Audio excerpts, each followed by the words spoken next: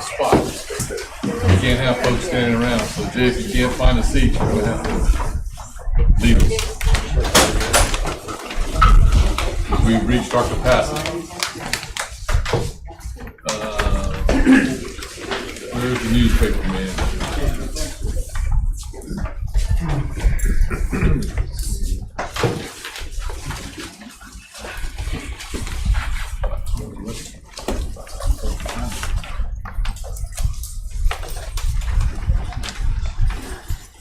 Is Stratton, is Lauren coming in? I'm gonna text him because I think he just left after getting told no. Oh, okay. So we'll find him a place to sit. We'll have to make him early next time. Might have to run Rocky off outside. You can have my seat if you like. Hey, that's up to you. You don't want to be here, you know, that's... Okay, so a few things before we get started tonight. This is a city council meeting. There will be time for public comment, citizens' comments, 2 minutes or less. We got an hour carved out. Looks like we got about that many people signed up. So, I would just say, this is a fairly intelligent council. I'm not saying they're real intelligent, but fairly intelligent, including myself. If Mrs. Smith stands up here and says exactly what you want to say, then all you really need to do is stand up and say, I agree with Mrs. Smith 100%. You don't need to say it over and over and over and over again. It won't do these guys any good. It won't do y'all any good sitting there listening to it. Okay?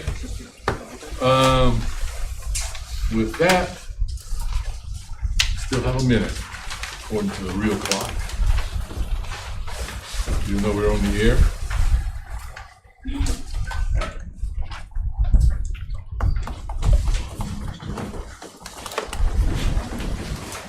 Oh, I forgot to say, no clapping, hollering, shouting, booing, just pretend you're in a courtroom. Let the folks have their time to say what they need to say, and thank you very much. Okay, Mr. Pope, we call the meeting to order. You want to call the roll? Mr. Barker? Here. Mr. Farley? Here. Mr. Green? Here. Dr. Houghton? Here. Mr. Ellis? Here. Mr. Rich? Here. Mayor Goodman? Here. We have a quorum. Okay, so you're up first. You can do it here or there or where?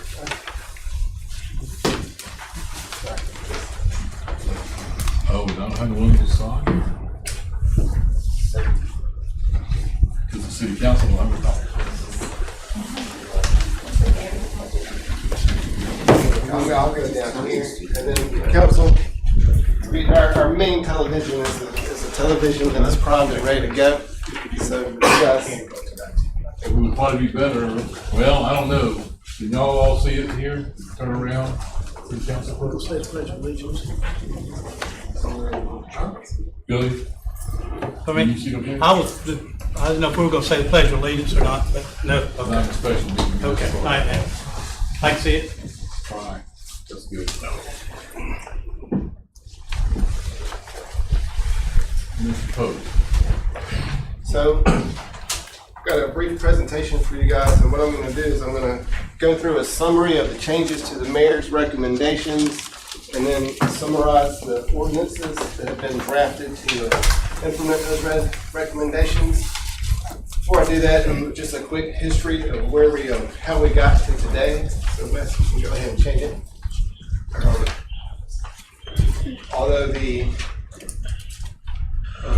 issues related to short-term rentals predate May 2021. 2021 is when we started this current initiative. In May of 2021, we proposed a 6-month moratorium on rental licenses. That was defeated, and in its place, the mayor established a short-term rental committee. That committee met 10 times over the next 8 months. All those committee meetings are on our website. They've been on our website. The meeting summaries include minutes and also the data reviewed at each meeting. Those meetings were open to the public and advertised as such. After the short-term rental committee finished their series of meetings in January of 2022, they released their final report to the mayor. report, their recommendations, and all the supporting data was released to the public. It remains on our city website. If you're interested in it, you can check it out on that meeting summary from 1/5/2022. In the course of their deliberations, the committee worked with a variety of data. I will say that these meetings started in mid-2021 when the only final data we had was yearly data for 2020. Since then, we've gotten some of the data updated for final numbers from 2021. 2022 data is mostly incomplete because the business license year changed. Renewals were pushed back to the middle of the year. And then we had a series of delays at the county level. So 2022 license information is so incomplete as to be unreliable, and that also follows the short-term rental registrations for 2022. So 2021 data, we have some of it, but the majority of the firm numbers we have from the end of 2020. And the types of information that committee looked at, and we have, and we can give to anyone who asks. The total number of licenses broken down in short-term licenses and long-term licenses over time from 2015 to 2020. The total number of parcels divided into 4% parcels and 6% parcels from 2015 to 2020. Total number of 4% properties with short-term licenses and long-term licenses in 2018 compared to 2020. Same information for 6% properties. The percentages of both license types that were issued to 4% properties and 6% properties in 2018 versus in 2020. The number of new single-family houses that were built from 2015 to 2020. A comparison of rental license and permitting fees with 10 communities in the region, somewhere in North Carolina. A breakdown of the estimated revenues the city receives from sales and accommodations taxes from rentals. And just to note on that one, that was an estimate of direct income. We did not analyze indirect income from cleaners, restaurants, businesses, that sort of thing. That's just city revenue. And then national case studies on best practices for rental regulations, the effects of short-term rental regulations on property values, and then review of rental strike records. So that's the kind of information that the committee used to make the recommendations, which they presented to the mayor in January. When we got that, we knew probably the elections were coming in 2022, and then this wasn't something that would be settled between January and April. So we postponed any further movement until after the elections. The mayor released his recommendations on April 26th. The mayor's recommendations are based on the short-term rental committee's recommendations, but they do include some changes. At June 10th, there was a second moratorium proposed, which was also defeated. And between June 10th and today, the mayor worked to revise his recommendations based on feedback received from council on April 26th and June 10th. And so that's how we got here today. So what changed in the, one backwards. So what's new?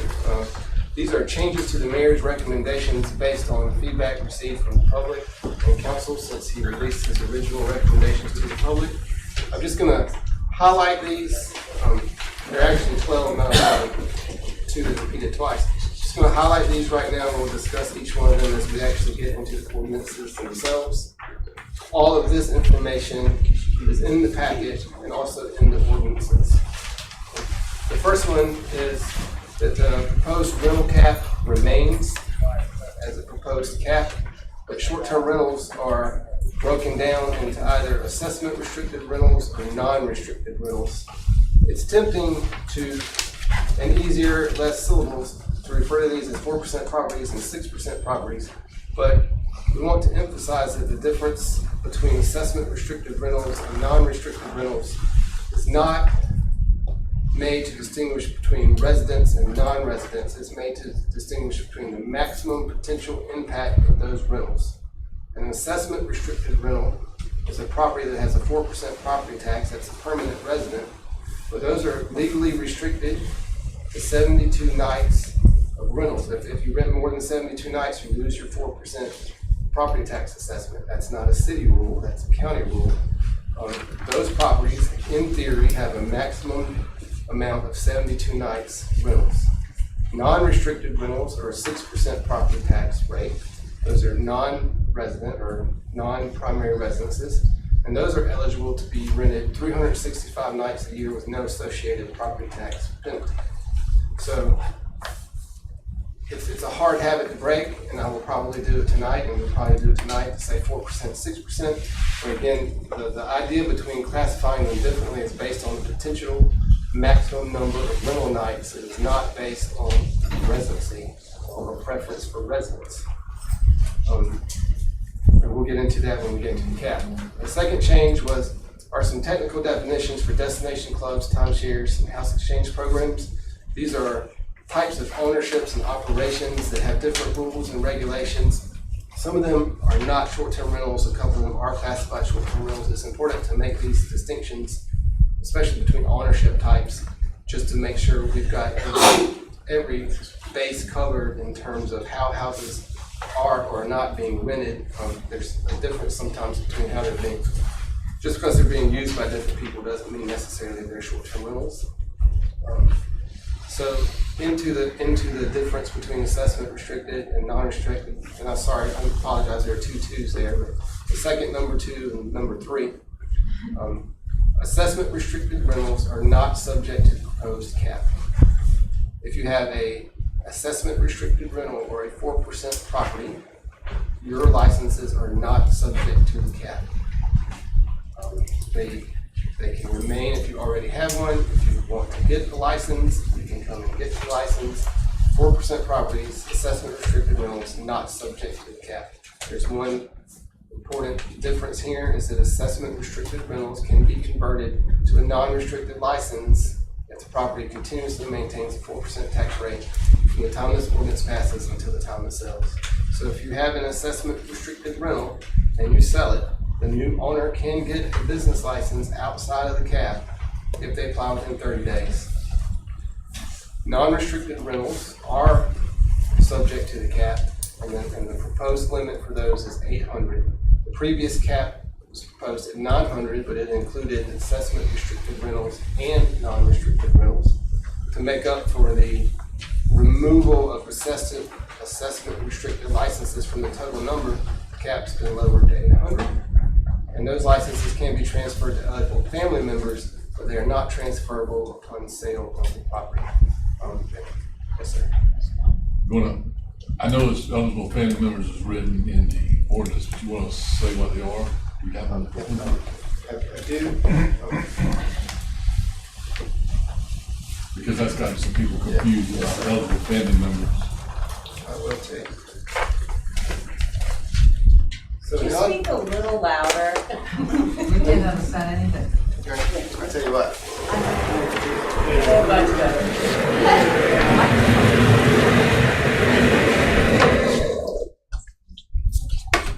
So an eligible family member for the purposes of this ordinance is a spouse, a parent, a step-parent, a sibling, a step-sibling, a sibling-in-law, a child, stepchild, grandparent, or step-grandparent.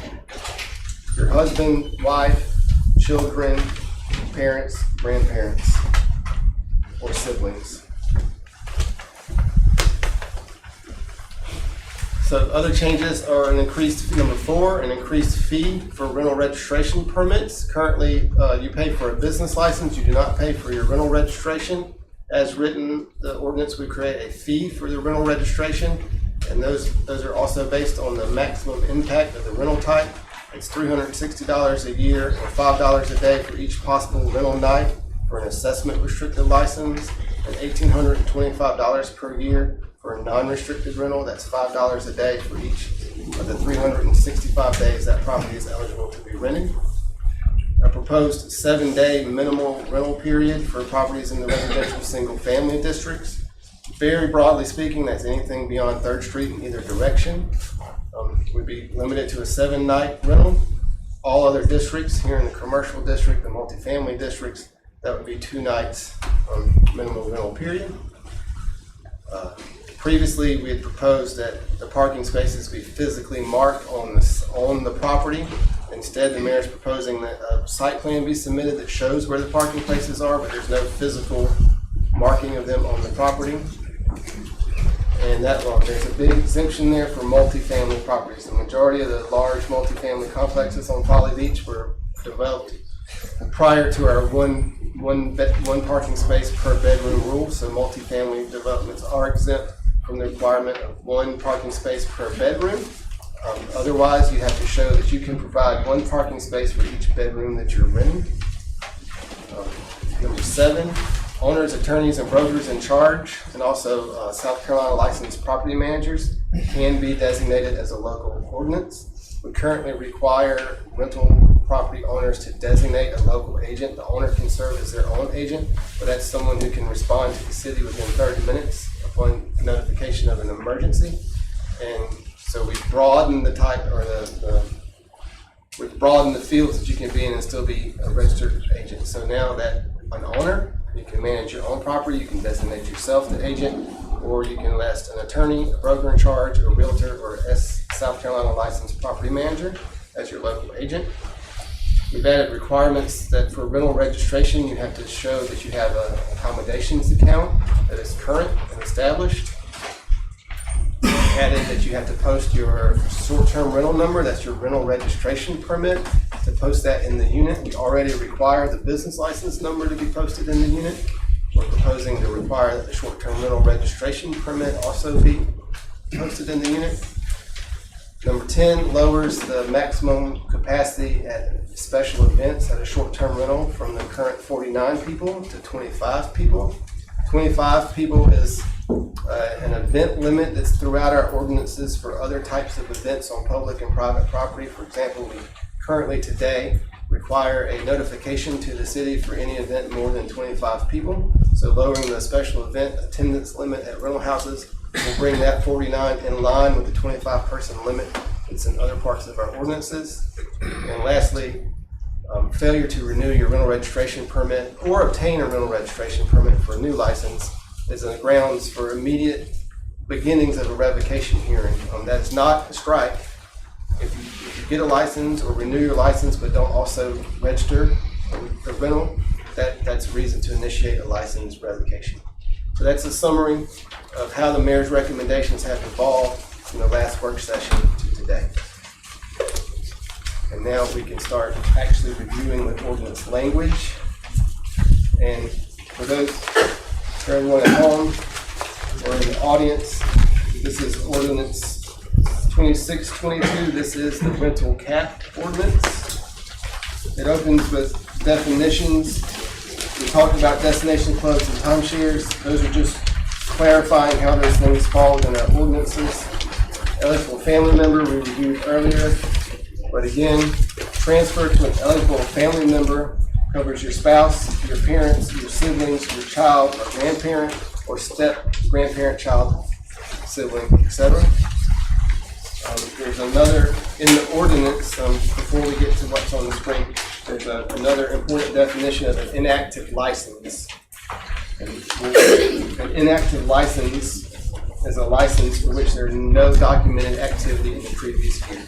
So I'm going to refer to inactive licenses here in a minute, but when I say an inactive license, it means that when you go to renew your business license or your rental registration permit, and you can't show that the unit was actually rented and that you made no income, your license is deemed inactive. And the purpose of that is to prevent hoarding of licenses. So the actual cap itself, it's 800, this is item A there. 117.02, item A, it's on page 9 of your agenda, the bottom quarter, 117.02. Item A, an 800 license cap for non-restricted rentals. So that's a cap of 800 licenses for 6% properties or unlimited rental potential properties. There are exemptions to that cap. The first is assessment restricted rentals. Those are 4% properties or properties with a potential maximum of 72 night rentals.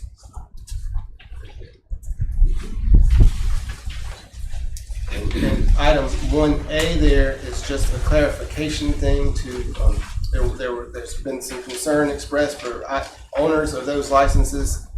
What happens to my license? This just specifically, explicitly states if you are a current or a future owner of a residential building tax at 4%, you can apply for a license that is not subject to the cap. If you have one of those licenses, this is item B, you can renew that license outside of the cap. So A and B are just clarifications of point 1.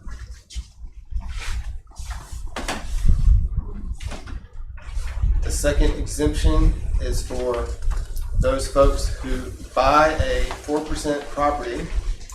This gives them the ability to convert it into a non-restricted rental if it was 4% when this ordinance passed, if it stays 4% until the day it sells, and the new owner applies within 30 days of buying the property. So if you currently have a assessment restricted rental or 4% property, and at some point you obtain a license for that to rent it as an assessment restricted rental, and you sell your property, the new owner can be a 6% property if they apply for a license within 30 days. Next. So non-restricted properties are 6% properties. 800 licenses. Existing licenses count towards the cap. They can continue to be renewed until the license fails to renew or goes active. We know that we have more than 800 short-term rental licenses today. Based on past trends, we assume approximately 15% of those are 4% properties, so they would be removed from the count. If that gets us below 800, we will issue new licenses. If we are above 800, we will not issue new licenses. But if you have a non-restricted rental license today, you can keep renewing it forever until you forget to renew it 1 year or fail to renew it, or it goes inactive. And when I say goes inactive, it means that you haven't been renting the property. If you have a license, you do not rent the property and cannot prove that you are actively using that license, it will be deemed inactive at renewal time. Any license that gets revoked will lose its exemption. If for some reason you have a non-restricted license and you get three strikes and you lose the license, you fall under the cap. You can't automatically renew it the next year. A non-restricted license can be granted to, a license can be granted to an eligible family member. So any non-restricted license or 6% property, the license can be transferred to that spouse, parent, grandparent, child, sibling. Property transfers outside of eligible family members would make the license subject to a cap. So that's important to highlight there. And so the red below is basically the ordinance language to support that. So the highlights for non-restricted licenses, it's 800 licenses. Until we get below the cap, no new licenses will be issued. If you have a license, you can renew it in perpetuity until it goes inactive or you fail to renew. You can transfer that license to a family member, but otherwise you cannot sell the property and transfer the license to a new owner.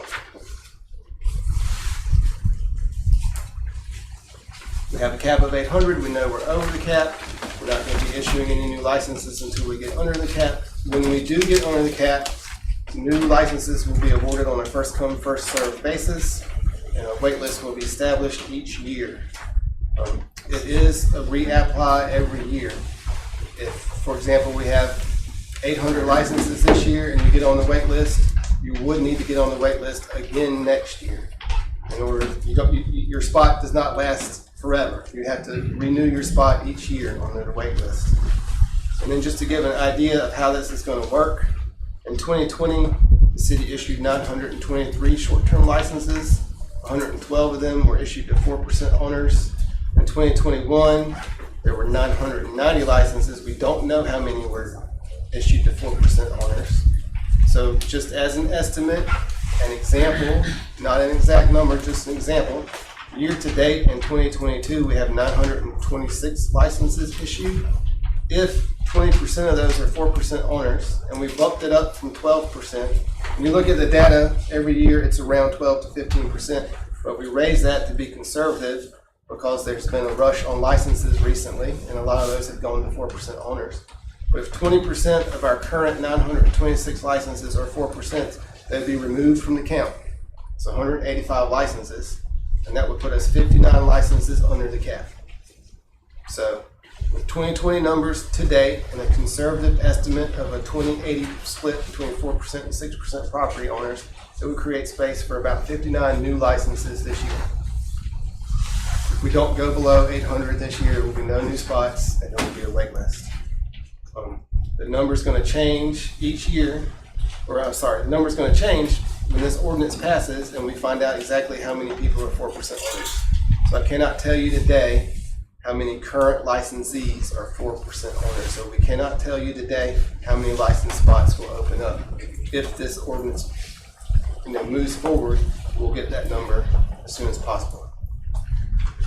The last thing with the underline here, to give an example of this cap functioning over time, we've got preliminary 2022 data that says there are 2,424 residential parcels on Folly Beach. That's up from 2,389 parcels in 2020. 838% of those properties are currently 4% properties. With 800 non-restricted licenses, over time, as the 4% properties gain licenses, if all of the 4% properties eventually get a license or transfer to a non-restricted owner who then gets a license, that's potential for 1,638 short-term rental licenses on Folly Beach. That's 68% of the residential parcels. So as written, over time, with maximum adoption of licenses by 4% owners or the buyers of future buyers of 4% properties, 68% of the parcels on Folly Beach could be licensed as short-term rentals. That's the end of the slideshow. So that's for the cap ordinance. If you don't mind, I can go. Would you like me to go over ordinance 27 now, or would you like to stop at ordinance 22?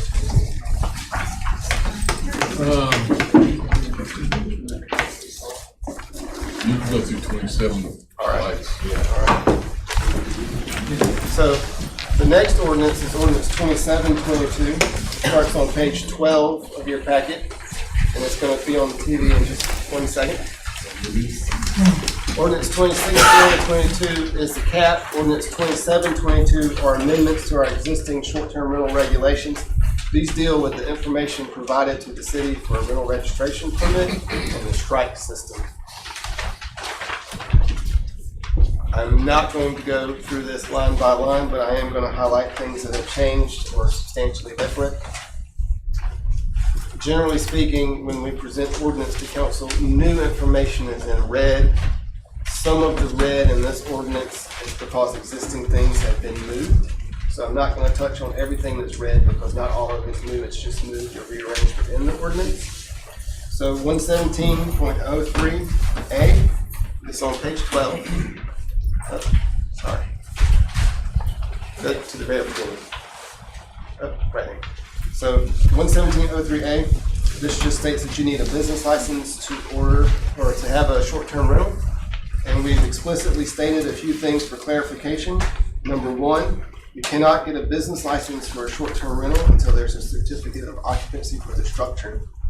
Number two, only the owner can apply for a license, or a license will only be given to the owner, not someone who is leasing the dwelling. So you can't long-term lease the building and then get a license to short-term rent it. And number three, the locally designated agent can apply for the license, but they must provide the correct information for the owners.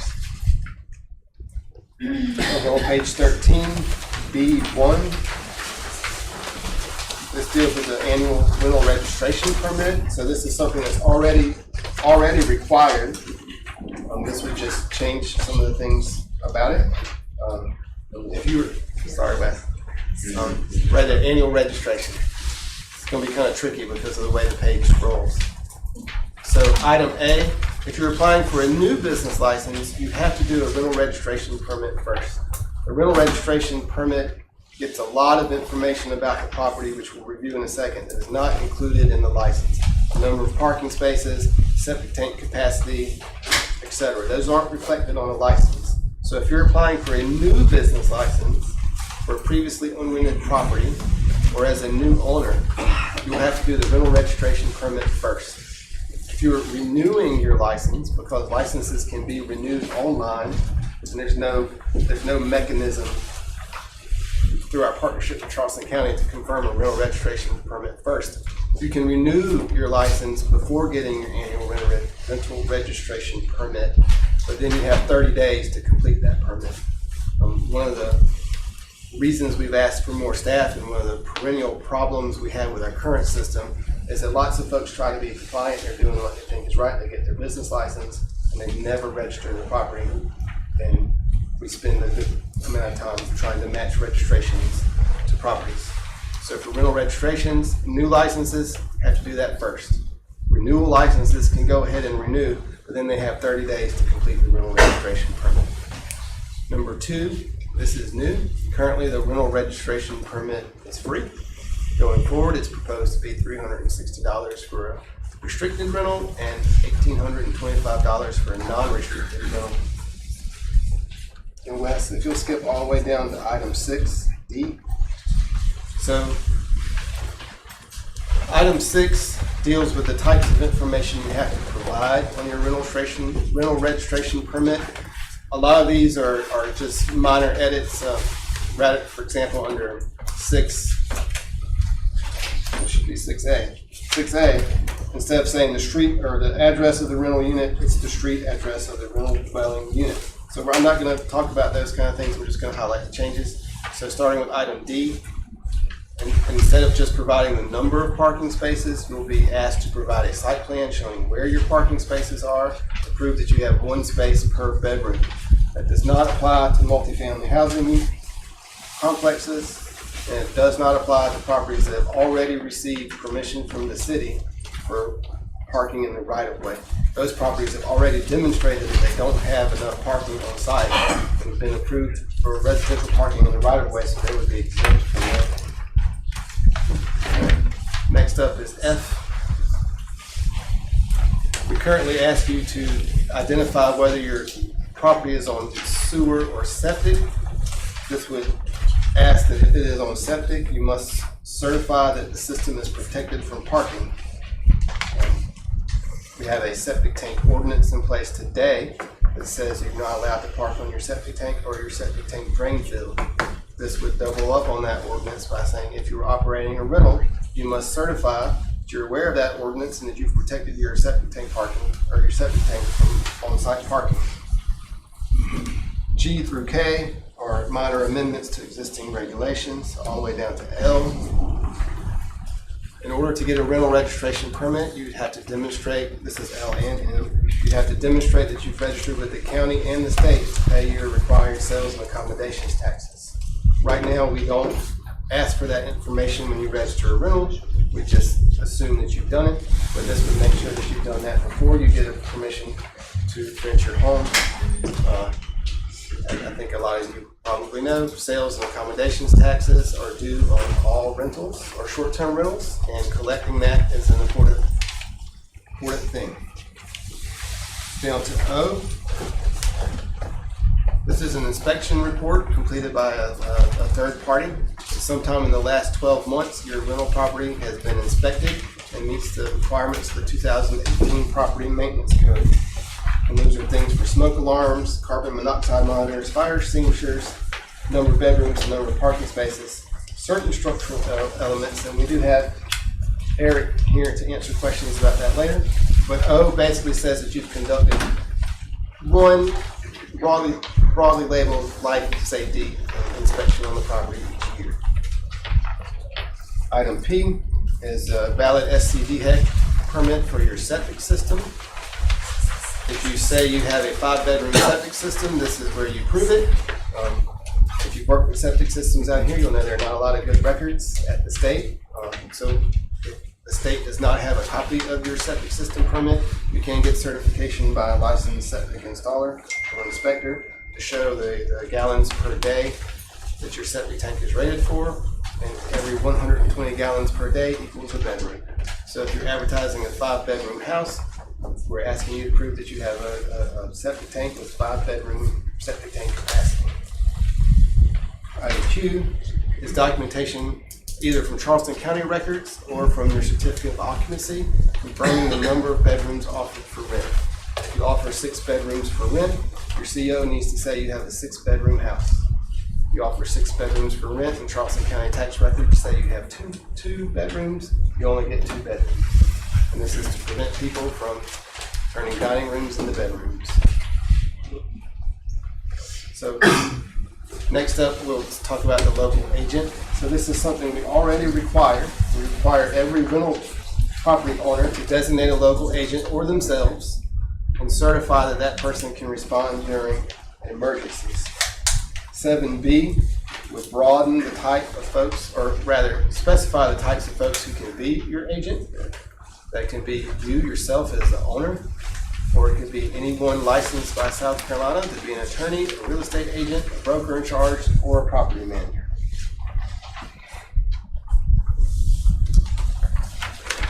But now we can go all the way to page 16, item J. So this is a list of things that we consider to be violations of our rental ordinance. These are things that if you do them, they make you eligible for a strike. A through I are either currently existing or moved around or just expanded for clarification. J is new. This is the 7-night minimum in the residential single-family district. So if you have an advertisement for a rental for less than 7 nights in the residential single-family district, or rent it for less than 7 nights, that's a violation of the rental ordinance. And K is the 2-night minimum for all other zoning districts. Item M is failure to get your registration within 30 days of renewing a license. N is 60 days of a new ownership. So this is just tying a failure to get your rental registration permit as a violation against your rental property. Skip down to R. We make it a violation to short-term rent your property for a non-residential use. So we have had instances of folks offering hourly office rentals, daily event spaces, and short-term rentals. So this would just clarify that if you are renting your property as a short-term rental for a business use, that is a violation of our ordinances. S is new. S is completely new. This would basically mandate that anyone who operates a rental has a noise monitoring system in place. After you get a strike, we'll go over that in a minute. So if you were asked to install a noise monitoring system and you do not do so, that could be a strike against your license. So those are the list of rental. I just had a question on I. There's a change there from 49 to 25. Yeah, and that's in 2 places. I apologize. Okay. I'll get to that. Okay, perfect. Thank you. So those are the things that can get you a strike. And the next section deals with strikes and penalties. We currently have, and right there is good.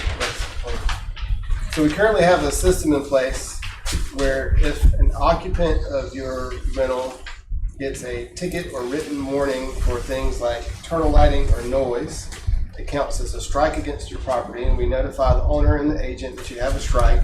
And if your property accumulates 4 strikes in 6-month rolling period, we move to revoke your license. We've had a lot of feedback on how the existing system works. So this not only changes the procedure, but it also changes some of the parameters.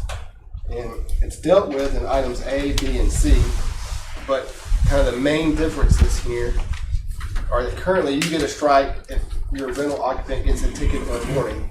This would change it so that you only get a strike if someone is convicted of one of those things. So if any one of these violations happens and you get a ticket, or the rental occupant gets a ticket, you don't get a strike until that ticket has been worked through the system and there's a conviction issued. So the bar to get a strike is higher. Fewer strikes will be issued because, well, fewer strikes could be issued because they're dependent on the actual conviction, not the allegation, basically. And in exchange for that, the threshold for license revocation drops from 4 and 6 months to 3 per year. So if 3 times in any 12-month rolling period, someone who's using, owning, or managing your rental property is convicted of violating one of these violations, we will begin license revocation procedures. So that's the change in the strike system. And to go along with that, all of the violations in this chapter are made civil violations subject to a $500 penalty and a court hearing. So the list I went through earlier about advertising with too many rooms, or noise violations, anything in this chapter that you're found guilty of and convicted of could be a strike against your property. And after 3 strikes in a year, convicted, proven, we'll move to revoke the license. So those are the changes to the strike system. And Is that permanent?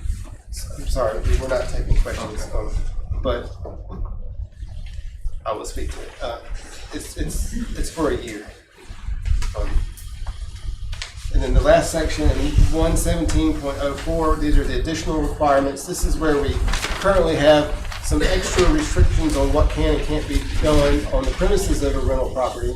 And the main thing here that's changing is all the way down in 117.03 E1, which is page 19, the last page. This is lowers the limit for special events at private property from 49 to 25 people. We currently have a limit of 49 people at weddings, receptions, bachelor parties, prom parties, whatever happens at a short-term rental. There's a theoretical maximum 49-person attendance limit. This would lower that to 25. And so that's a summary of the changes to the existing short-term rental regulations outside of the cap.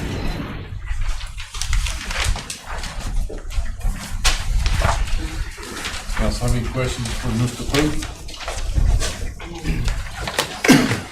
Aaron, can you clarify non-restricted property, 4%er today, as proposed, if they don't possess a short-term rental license and the cap were in place, confirm that yes, they can get a short-term rental license and not be subject to the cap? Non-restricted licenses according to this ordinance is not under the cap. Well, and I know it's easier to say 4% and 6%, but an assessment restricted license, which is a 4% property, is not part of the cap. If you own a 4% property and you don't have a license today, and you decide 3 years from now, and it's still your primary residence, you would be able to get a license. It would not be subject to the cap. So that same assessment restricted property, they could sell to someone who wishes to use it as an assessment restricted property and also have access to a business license following the rules. As written, the sale of a 4% property could be to another 4% owner. It would not be subject to the cap. Or if the property was 4% on the day the ordinance passed and 4% on the day it's sold, the new owner could get a non-restricted license also. And that's, so in the second part of that, that's if they have the license? No, No, sir, that's tied to the property. If the property was 4%, I'm gonna say today, but when the ordinance passes, and 4% when it's sold, the new owner has 30 days to come in and get a license. If the property had never been licensed, but had continuously been a 4% property, they can get a license. It's not tied to whether or not you have a license, it's tied to whether or not your property is and remains 4%. Understood. So said differently, if you're a assessment restricted property, a 4% individual, and you've never rented before, but you wish to sell to somebody that intends to become a non-assessment restricted, traditional 6% property, you can do that As written, yes, sir. The new owner would have 30 days to get a license. and not be subject to the cap. Yes, sir. Okay. And important to note, they would not be subject to the cap, as in they would not be limited by the cap, but they would count towards the cap. Right. If there were 799 licenses and a new non-restricted owner got a license of a previously 4% property, and that would put us at 800 licenses. But the same scenario, if we were at 800 and a restricted sold to a non-restricted, we would just have 801 Right. and actually be over Right, our cap. yep, yes, sir. My question is, which I've been asked, and I know you can answer it better, is this. how can we have event houses, which seem to be businesses, in residential areas? So our zoning code lists short-term rental as a residential use classification, allowable in all districts in the city. So if you rent that property out as a short-term rental, we do not currently distinguish between what the occupants of that short-term rental do while they're in that building. They can have dinner at a restaurant, go home and go to bed at 10 o'clock. They can have a bachelor party. If short-term rental of a dwelling is classified as a residential use type in our zoning code. It is allowed to operate in all districts Thank you. currently, as written.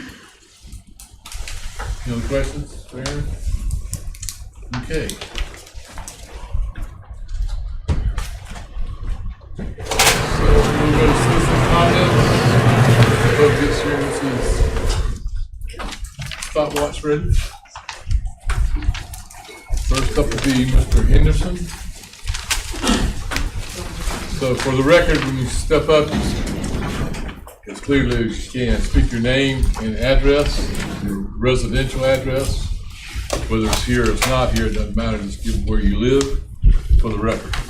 Yes, sir, it's 315 East Cooper. My name's Chris Henderson. I am not in favor of the cap system for many different reasons. I was uninformed. I recently bought this property in October of last year or November of last year. Didn't know anything this was coming. It wasn't disclosed to me as part of purchasing the property. I have 3 units on the property, and I plan on living in one and keeping the other 2 rented out to be able to fund being able to live there. Otherwise, I wouldn't be able to afford it. Realize that's not y'all's problem, but it seems to be an issue. Also, I'm not in favor of the 7-day minimum. People come from out of town. You got a travel day, getting them to and from.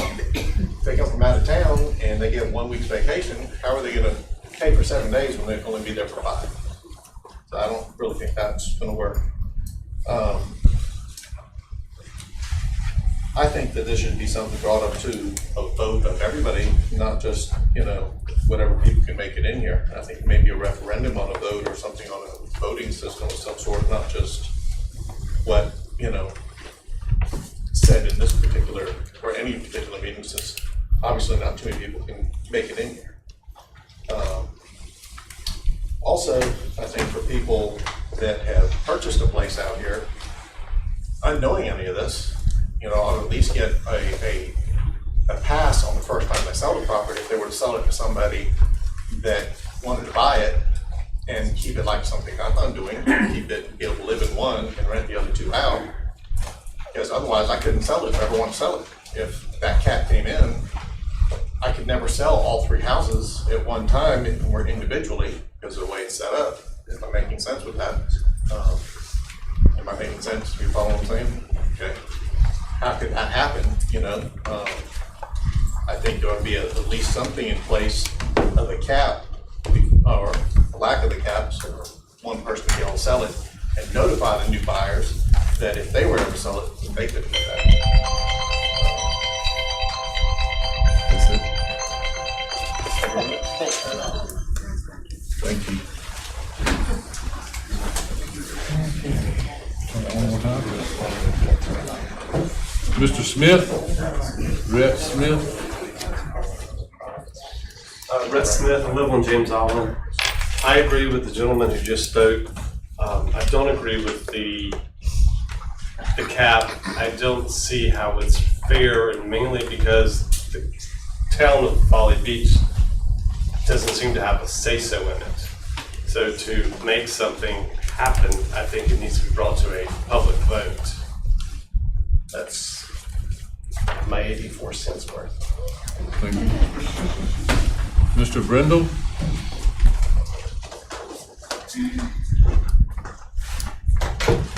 My timer. Richard Brindle, 3 Red Sunset Lane. I'm 20 years on Folly Beach, and I love living on this island. And I know every one of y'all loves living here. I know DJ does, he's been here his whole life. You guys, some of you I know, some of you I don't know. But I love living here, and I've watched this island change. I've watched it grow. I noticed a trend with tourists. I noticed a trend with real estate prices. I invested. I bought a place, I sold a place. Now I have a place I live in and a short-term rental. So I have both sides of the coin. The short-term rental income covers the cost of my mortgage so I can live on the island. I feel like I'm in survival mode.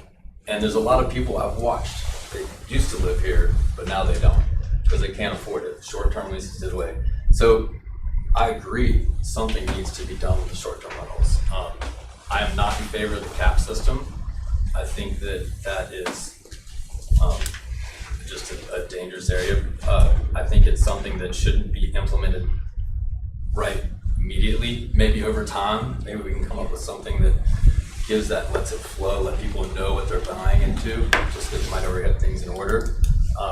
But really, what it comes down to is there's things in this ordinance that I just disagree with. The cap, the 3-night minimum, that 2018, I guess the property thing, disclosure, I read it, looks a little strict. I think it should just be pretty simple, straightforward. Go in, is this place safe, is it not safe?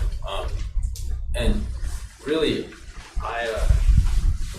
in my 2 minutes, I love this place, but I think that this is not the right thing, and I'm encouraging City Council to vote no on it. Thanks. Oh, sorry, so we're not gonna do that. Now, if we can't keep it civil, we're not gonna,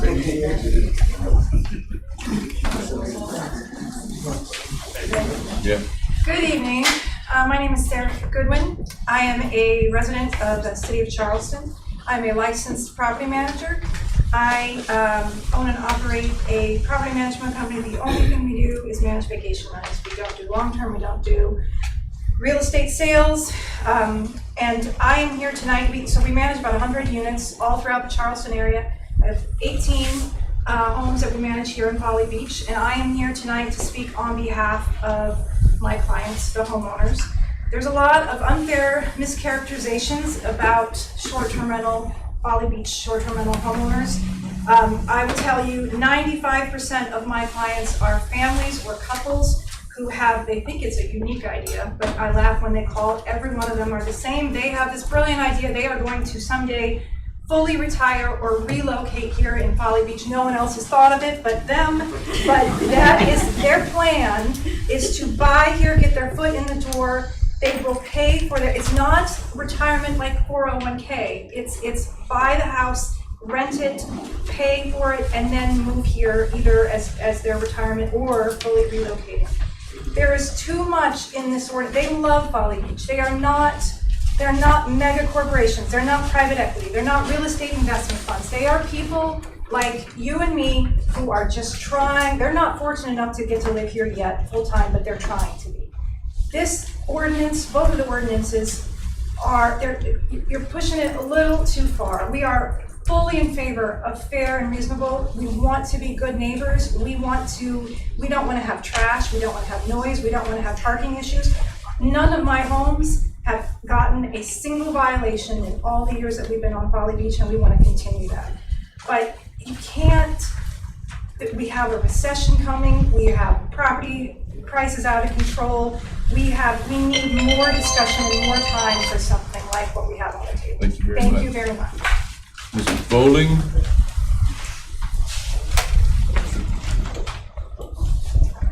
Hi, Donna Bowling. I currently live in Somerville. We own 421 East Hudson. As the other folks have said, I'm against the 7-night minimum. Losing the 3 to 6 night minimum, losing the 3 to 6 nights would represent 1/3 of our income. We've again had no violations. I'm also I disagree with the cap until we have a clear understanding of what that cap represents. As an example, if I took back my house next year, currently I'm a 6%. If we move into our home next year, become a 4%, choose not to rent, then all of a sudden I'm left with not being able to, I was a 6%, now I'm a 4%, and what's the right language? But then being able to offer my house for sale should something happen in an emergency and we're not able to live here. The two other things that I'm concerned about are with regards to the inspections. I would like a clearer understanding of the inspections, who could do them, and what are they actually agreeing to, both for the home inspections. Our home was built, it should certainly be in 2018 standards, but somebody being able to and willing to certify both to the septic inspection as well as the home inspection, just understanding and clarification for what we actually believe that accomplishes. Mr. Meter? That's me. Thank you. Appreciate your deliberations on this issue. My wife and I live at 318 East Arctic Avenue and own 318 East Ashley Avenue. I'm also a licensed real estate agent, and I manage 5 other properties. We started this in 2012, so we were kind of here before the Airbnb push, and we've seen a lot of changes. I do think we all need to remember Folly Beach has always been sort of a vacation resort town. There's no school here. It's not a place traditionally that families have come to raise their children, although it's sort of becoming that. But I also want to remind everybody that I challenge you to find any community in this country that has stayed the same, exactly the same for decades. There's always elements of change, and I think that's where we are. I'd like to, take a page from Councilmember Billy Grooms' book. A big thing I've heard him saying here is he'll vote for anything that stops the liars and the cheaters. We're absolutely for anything that is going to have somebody operate a 3-bedroom as a 4-bedroom. So the restrictions that are already in place, I think we need to give them more teeth and enforce them. But I think a lot of this is just government overreach. We don't need all these wide sweeping regulations to do what I think some of what's on the books can already do if we give them more teeth and more staff. So we're okay with raising fees, but I just think it's too much. We don't need the cap. To limit the number of nights also, I think would really kill this town after Labor Day and before Memorial Day. And DJ, your business, if we go to 7 days, what's gonna happen, throughout the rest of the year? It would just be summer people coming here. And to have the rental registration fee be a flat fee, we have several 1-bedroom units that we charge $150 a night. I don't think it's fair to have those be charged the same as a 5-bedroom house on the beach, on the ocean front that charges $1,500 a night. So, thank you. Mr. Rifford?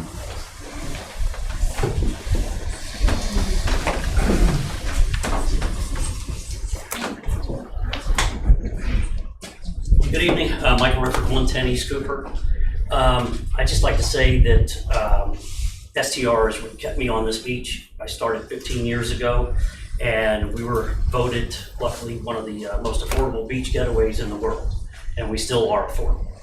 And we were represented on Travel and Leisure magazine for the same thing, and that was due to STR. I would not be able to live out here and afford to be able to keep what we have going without that. Because again, as everyone has said, you basically have 3 good months, 4 good months, and we need those 1 and 2 and 3 nights. I mean, people cannot afford to come out here and spend a full week at a place. And I mean, we get people that come out for the day. If we've got availability, they come and they stay with us. So, I mean, it just makes it nice. It gives everybody a chance to be able to enjoy this beach. So, that's pretty much I've got to say.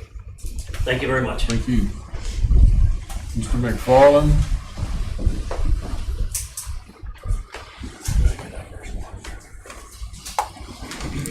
John McFarland, 1780 Chelwood Circle. I represent Folly's, Save Folly's Future, and we support the cap. It will set a limit for investment STRs, and it will establish for the first time a clear and fixed ratio between resident housing and investment STRs, and I consider that pretty important. A cap of 800 is a good idea. It represents 1/3 of all the housing stock in the city, 1/3 at 800. There are some tweaks that could be done. For example, the investment STR owner in Michigan should not have a right to transfer his STR license to a family member when he hands down his property. I don't think that's right. He shouldn't be able to cut the line. He should get in line like everybody else. Allowing a 4% property to be converted into an investment STR after 30 days of its sale should really not be allowed. I know that's a great thing for most people, but that will double the number of STRs in the long run. I think they should get in line just like everybody else. And to sum up things, I think the cap is important. It will, if we don't do something, the community will be undercut and undermined one lot at a time, mostly by outside investors. I'm asking you to remove those exemptions and go with the cap. 33%, maybe, but you could pick something less than 33% or something more than 33%. I hope the debate tonight is not about whether we need regulations for STRs, but rather where we draw the line. Thank you. So the next one on the list.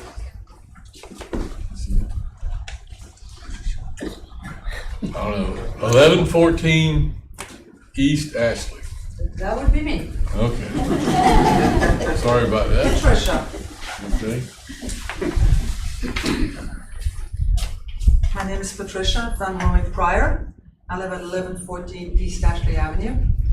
And the only thing I have to say, I'm in complete shock. I'm at the 4%. I live here. I rent my upstairs. I live here. And I'm in shock because this is like, where are my property rights? I'm like, I call everybody I know and say, what's gonna happen? Am I gonna lose my house? I can't give my house to my children. Am I gonna have to sell it because I can't live there anymore because I'm not gonna be able to pay the bills? The 7 day.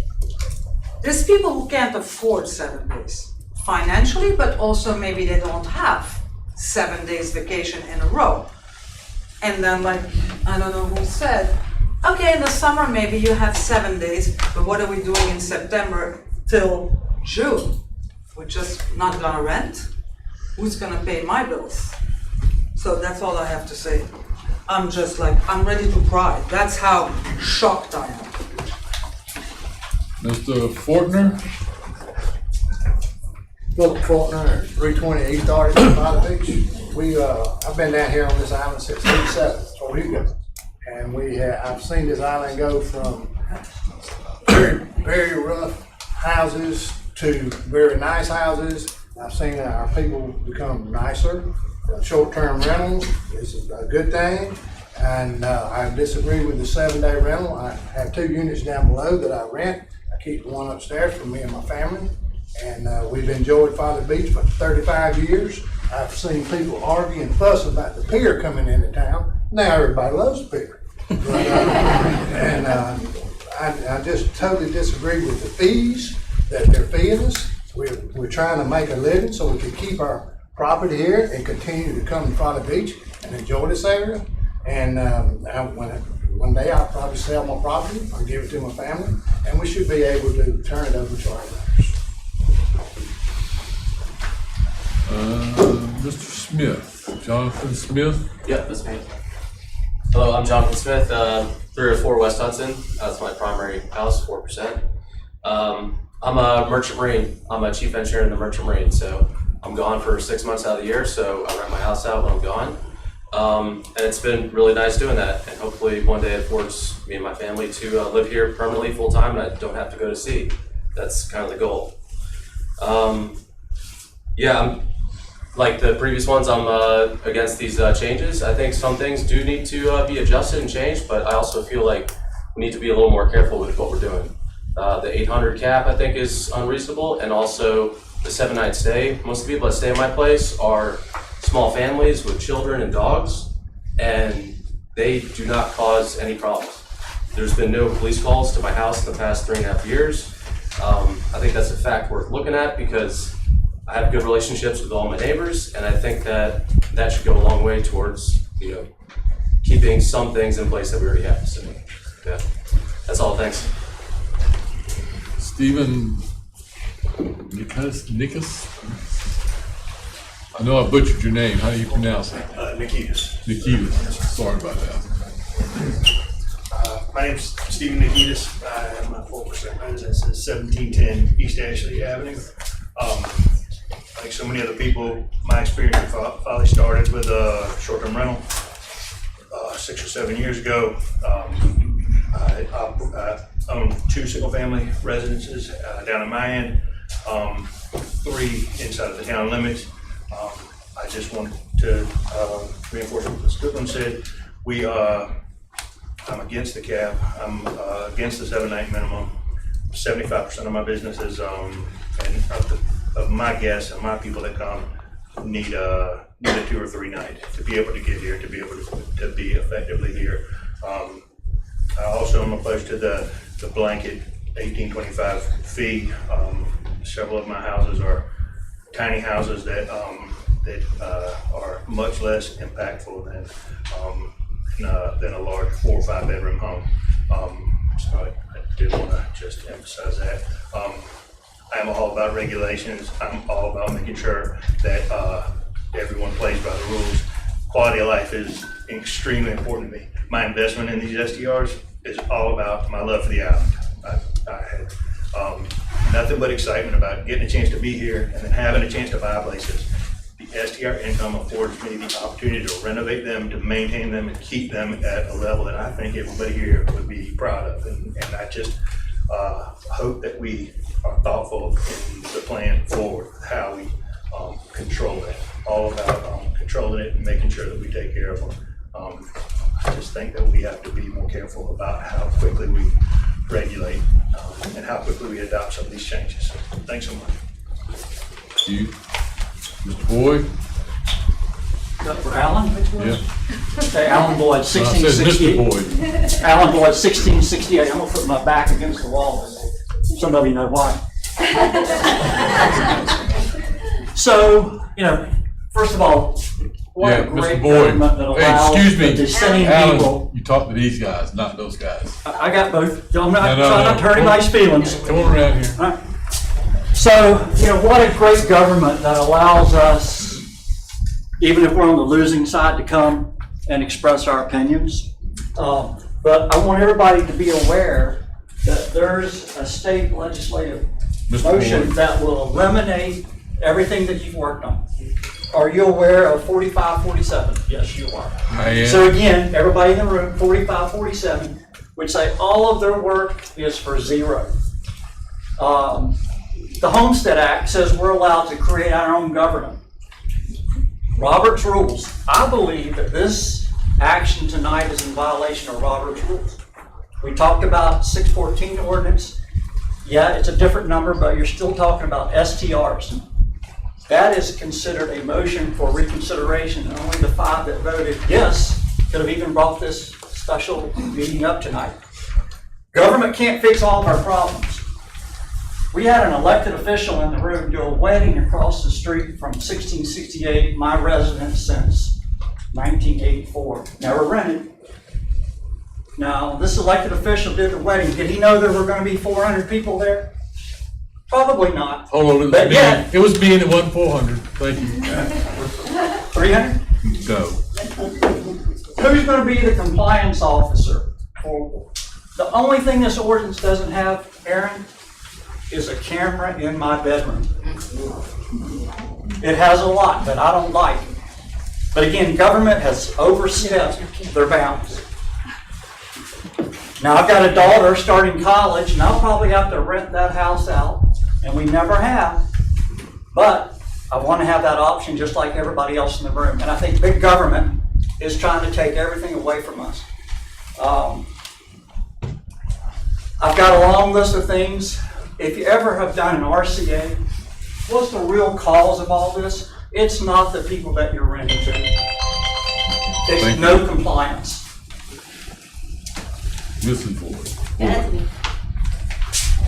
Tell them about the camera in the bedroom. Don't tell, you already did.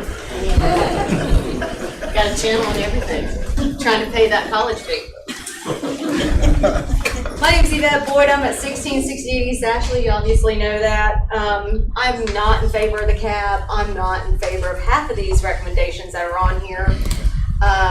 There is a recommendation saying that they want an inspection, smoke alarms, and all that. Basically, somebody to come into your home, especially if you're a 4%er, because I'm not going to get the assessment and non-assess whatever. However, that's what liability insurance is for. And if you're renting out your home, you definitely should be having liability insurance. You don't really need an inspection on your home. But yes, I could see where you could say that they should sign something saying, yes, we're compliant, yes, we have liability insurance, and we can handle somebody, I don't know, that didn't really build our deck very well falling through it, okay? That's just happened. Also, if you look at page 9 on your documentation and you look to page 18 on your documentation where it talks about short-term rentals, page 9 says that residential dwellings or any portion thereof rented for less than 30 days, yada, yada, yada, including hotels, motels, bed and breakfasts are not considered short-term rentals, so I can rent my bedroom. Then you turn around on page 18, which is interesting to me. Where is that? Saying each dwelling unit cannot be, individual rooms and short-term rentals might be rented under a separate contract same time. So I think that's like a conflict right there. I mean, so you might guys want to look at these things a little bit more, because when it comes down to it. Well, so you don't confuse everybody. Well, you know, right, No, but I'm just saying. because hotels, motels, inns, and bed and breakfasts are all under a different ordinance, and they all have different rules and regulations. Exactly. Short-term rentals. But you're saying they are not, but you're actually telling us that you could. The way it's written kind of sounds conflicting. So if you want to do this, it's, you know, I don't agree with it, but at the same time, it needs to be clear and concise. There's too much in here that a lot of people do it's not needed. I mean, I think you guys already have ordinances, and I think you try really hard to do a good job, but at the same time, I think you're putting too much into it when you already have things. Thank you. Mr. Nemish? J.M. Nemish, 518 East Cooper. I'm gonna swim upstream and say, you guys are all here. Appreciate the empathy for you serving.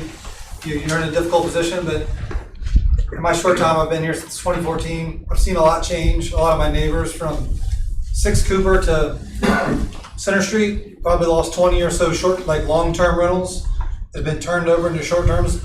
We're kind of like the last of the Mohicans, right? We had a community where a millionaire could live next to a guy who's your bartender, who's your bike shop owner, all that stuff. Like, that doesn't exist anymore because everything's being turned. A lot of those properties have been bought and sold and turned into short-term rentals. I think keeping the folks that live and work here at Folly Beach around kind of gives us that community, the vibe that everyone who's selling a short-term rental is like, hey, we're Folly Beach, we're kind of cool and hip. But that goes away when all of the folks that live here, that work here, can't afford to live here any longer. Something needs to be done. I don't know what it is, so I applaud you guys for at least starting somewhere. You're not in an easy position, but you know, I would like to see Folly kind of stay a little bit different. Like, we don't have to be like everybody else, so don't feel pressure to do a solution like everybody else, but whatever we do, the fewer loopholes, the better. The 20 pages to say something that takes 2, keep it simple, keep it easy, no loopholes, because that's just going to paint you guys into a corner in the future. Like, make it something easy to look at, easy to follow, with as few loopholes as possible. Thanks for your time, guys. Mr. Moore? Hi, I'm Wesley Moore, I live on 516 East Huron Avenue, which is that unpaved section between 6th Street and 5th Street. I'm going to be a little bit of a contrarian here. I've seen my little neighborhood change from an idyllic, quiet place into a little Fort Lauderdale.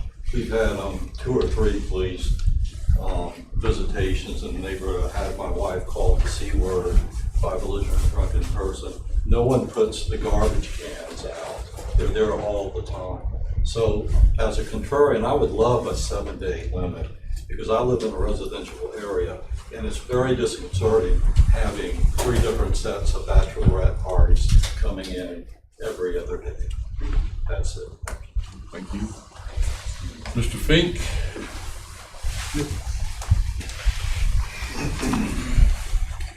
Excuse me, I brings her. Skip thing 607 West Beach Court. I hadn't really intended to make any pros or cons about this these ordinances. So I just want to encourage all of you, thank you for your service. Encourage each of you to continue to deliberate, balance between business, short-term, long-term, and permanent residence. It's not easy. Most of you up there are full-time residents, and I know all of you. The difficulty comes when you're trying to balance those that say, there's too much in it because 3 years ago there wasn't enough in it, remember? These same things come back from one side to the other. Continue to be deliberate, please. Try to be fair to all parties. Listen to all parties. I know you get bombarded individually for separate issues. Think in the holistic sense. That's your job. It's not to be an advocate for one party or another, one set of residents or another. It's to do the best you can for the city and the residents, all the residents of the city of Folly Beach. It's a great place to live. We moved here 10 years ago. I'm not a merchant marine, but I was a U.S. Marine. And I spent 25 years of moving around the world, and this is my home now. And I don't want to see it turn into a Fort Lauderdale or turn into Myrtle Beach. So you got a difficult job. Please carefully weigh what your responsibilities are. And give it your due diligence. Thank you for all you do. Ms. Bickham? Hi, Mr. Peake. I want to thank y'all for your service, and I know that it's not easy. I am 1721 East Ashley. That is my primary residence. My short-term rental is at 1723 East Ashley. So needless to say, I don't have any problems with my short-term rental, and I know that other folks may not be that lucky. But there are a couple of things that I just wanted to say tonight, because I kind of feel a little bit like there's a target on my back as a short-term rental owner, and I'm getting grenades lobbed a little bit. And I know that's not your intent. But I would like to know if you have some data to support some of these recommendations, such as what percentage of the traffic is attributable to the STR guests. Don't we also have residents, day trippers, builders, vendors, folks like that causing traffic and parking issues here? And also, I hear a lot about police response to noise complaints in STRs. Well, do we have any data that tells us what percentage of responses to STRs instead of the hotel? Have we considered any traffic calming measures on the causeway? There are ways that we can make life better for the residents, without focusing solely on STRs. And you may be on the way to doing that, I don't know. But I just feel like we, have the noise issues. Will we have the same punitive measures for residents who get noise complaints at their homes as we do for people that own STRs and get a noise complaint? If there's a trash issue, we can address that as well. The 7-night minimum eliminates about 47% of my bookings, because my bookings range mostly 3 nights and followed closely by the 7 nights. So the 7-night minimum is a tough one to swallow. Mr. Lawrence? Excuse me, I've got to. Sorry.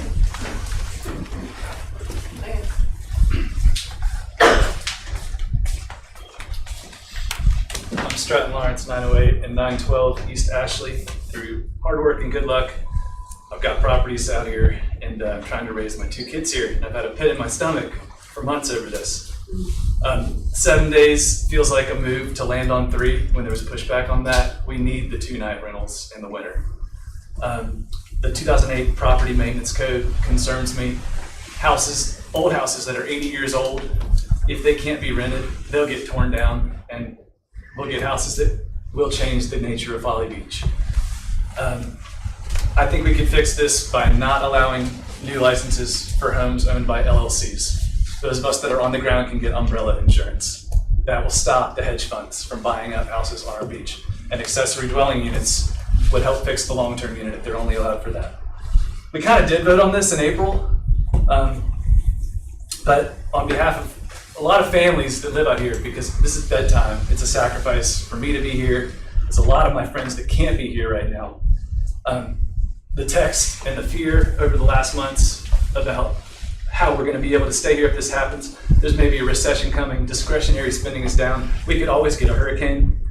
And Tim, you've been a good mayor. I think in the last 8 years, almost everyone can agree with that. And I know this is important. It's one of the last things you wanna do. But as it is right now, this would hurt us. I'm telling you, the parents out here are afraid this will hurt us because it's the rules in place when we bought our properties are what have enabled us to be here in a place we otherwise couldn't afford. Thank you. Mr. Brown from 210C, shot race, et cetera, et cetera. Thank you all for doing what you do. We'll greatly appreciate it. I don't have a lot to add. I just wonder about the fees that we get from the accommodation tax. It seems like the city, maybe they don't need or require that money to operate like we do, but I feel like we'd be sacrificing quite a bit of the income off the accommodation tax. Also do feel like 7 days would be pretty extreme. I think change that happens in an extreme measure is usually often regretted. I think we should, I know you all have pondered this carefully, but I think 7 days is very extreme.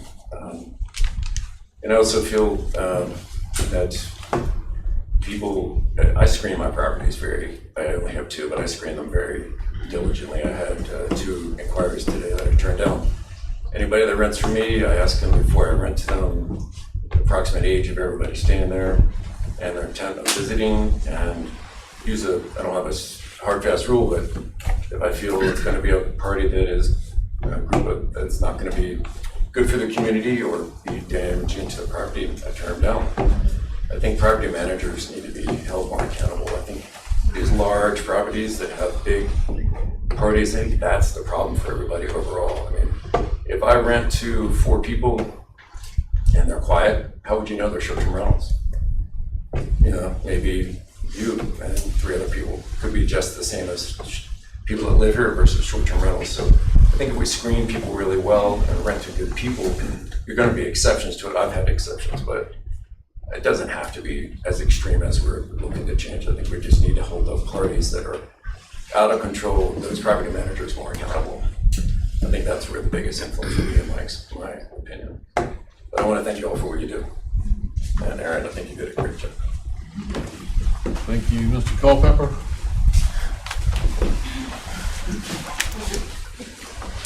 Elton Culpepper, 1208 East Arctic Avenue, Folly Beach, South Carolina. First of all, I want to thank you for your service here tonight. I'm here to oppose 2 items on the agenda. First is Ordinance 026-22, which deals with the short-term rentals. This ordinance, in my opinion, will devalue many residential properties on the beach. Cap of any kind will make the residential property less desirable for future sales.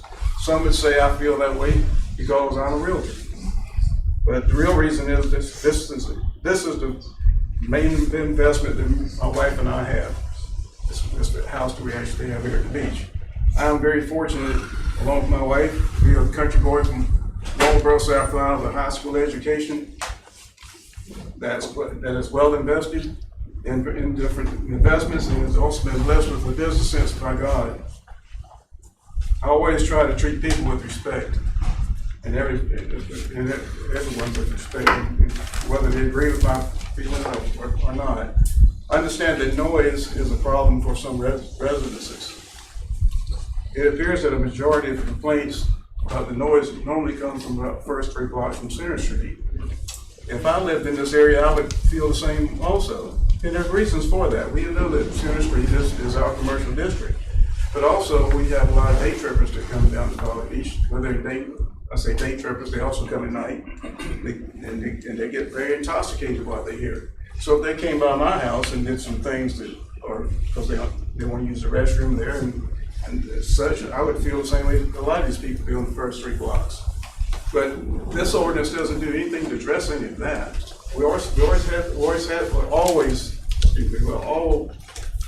have some ordinances on the books to deal with those things. We also know there are a few businesses, and it's very few, that if you drive down the street on Center Street that are so loud that you cannot hear anything when you ride by. The ordinance is already in place, and also on 2702, I'm against the one about putting the 7-day minimum, because that's going to these very does state for a lot of short-term rentals. Okay, Kelly from 106 West Arctic, 1B.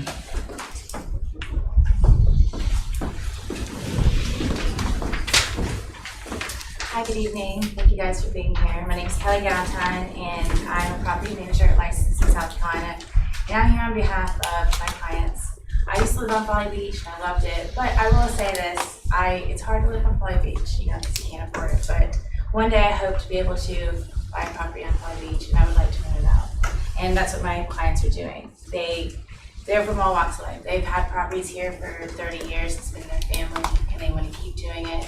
As one that just bought a property and they want to move down here in a year, but they can't afford it if they can't rent it out, And I have, small families just wanting to put their kids through college, and this is the way to do it. So I think there do need to be some type of restrictions, but the cap, I don't agree with that. I think it's just unreasonable, as well as the 7-night minimum.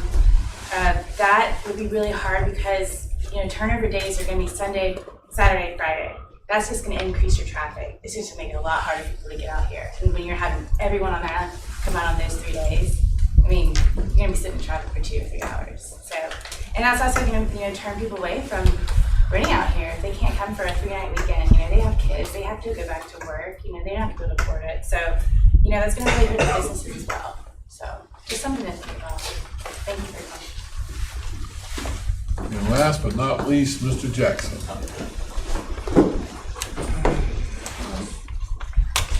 I think at this point in time, I'm just going to take Tim's recommendation and just say I pretty much concur with the majority of people that spoke earlier that I do not support the proposed short-term rental ordinances.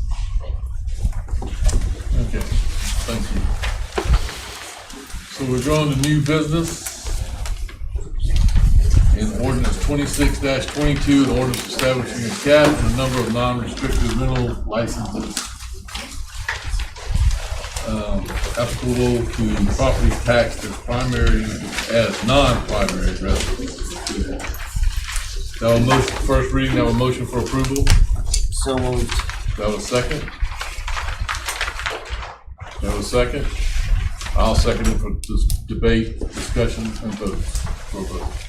So, at this point in time, does anybody have any discussion? There's a few amendments I'd like to make, but Okay. I just wonder if it wouldn't be more helpful just to ask for a call to question to see if there are enough votes to pass this thing. It don't matter, you can't do that. You can make a motion to call the question. Make a motion to call the question. Do I have a second? Second. Okay, now, the motion to call the question is, we're gonna take a vote on that motion. It takes 2/3 of the people here to pass that motion. Then we go vote, all right? So, have to do this by show of hands, all in favor, raise your right hand. Of the call to question motion. It's 3, 4, 5, so you got enough.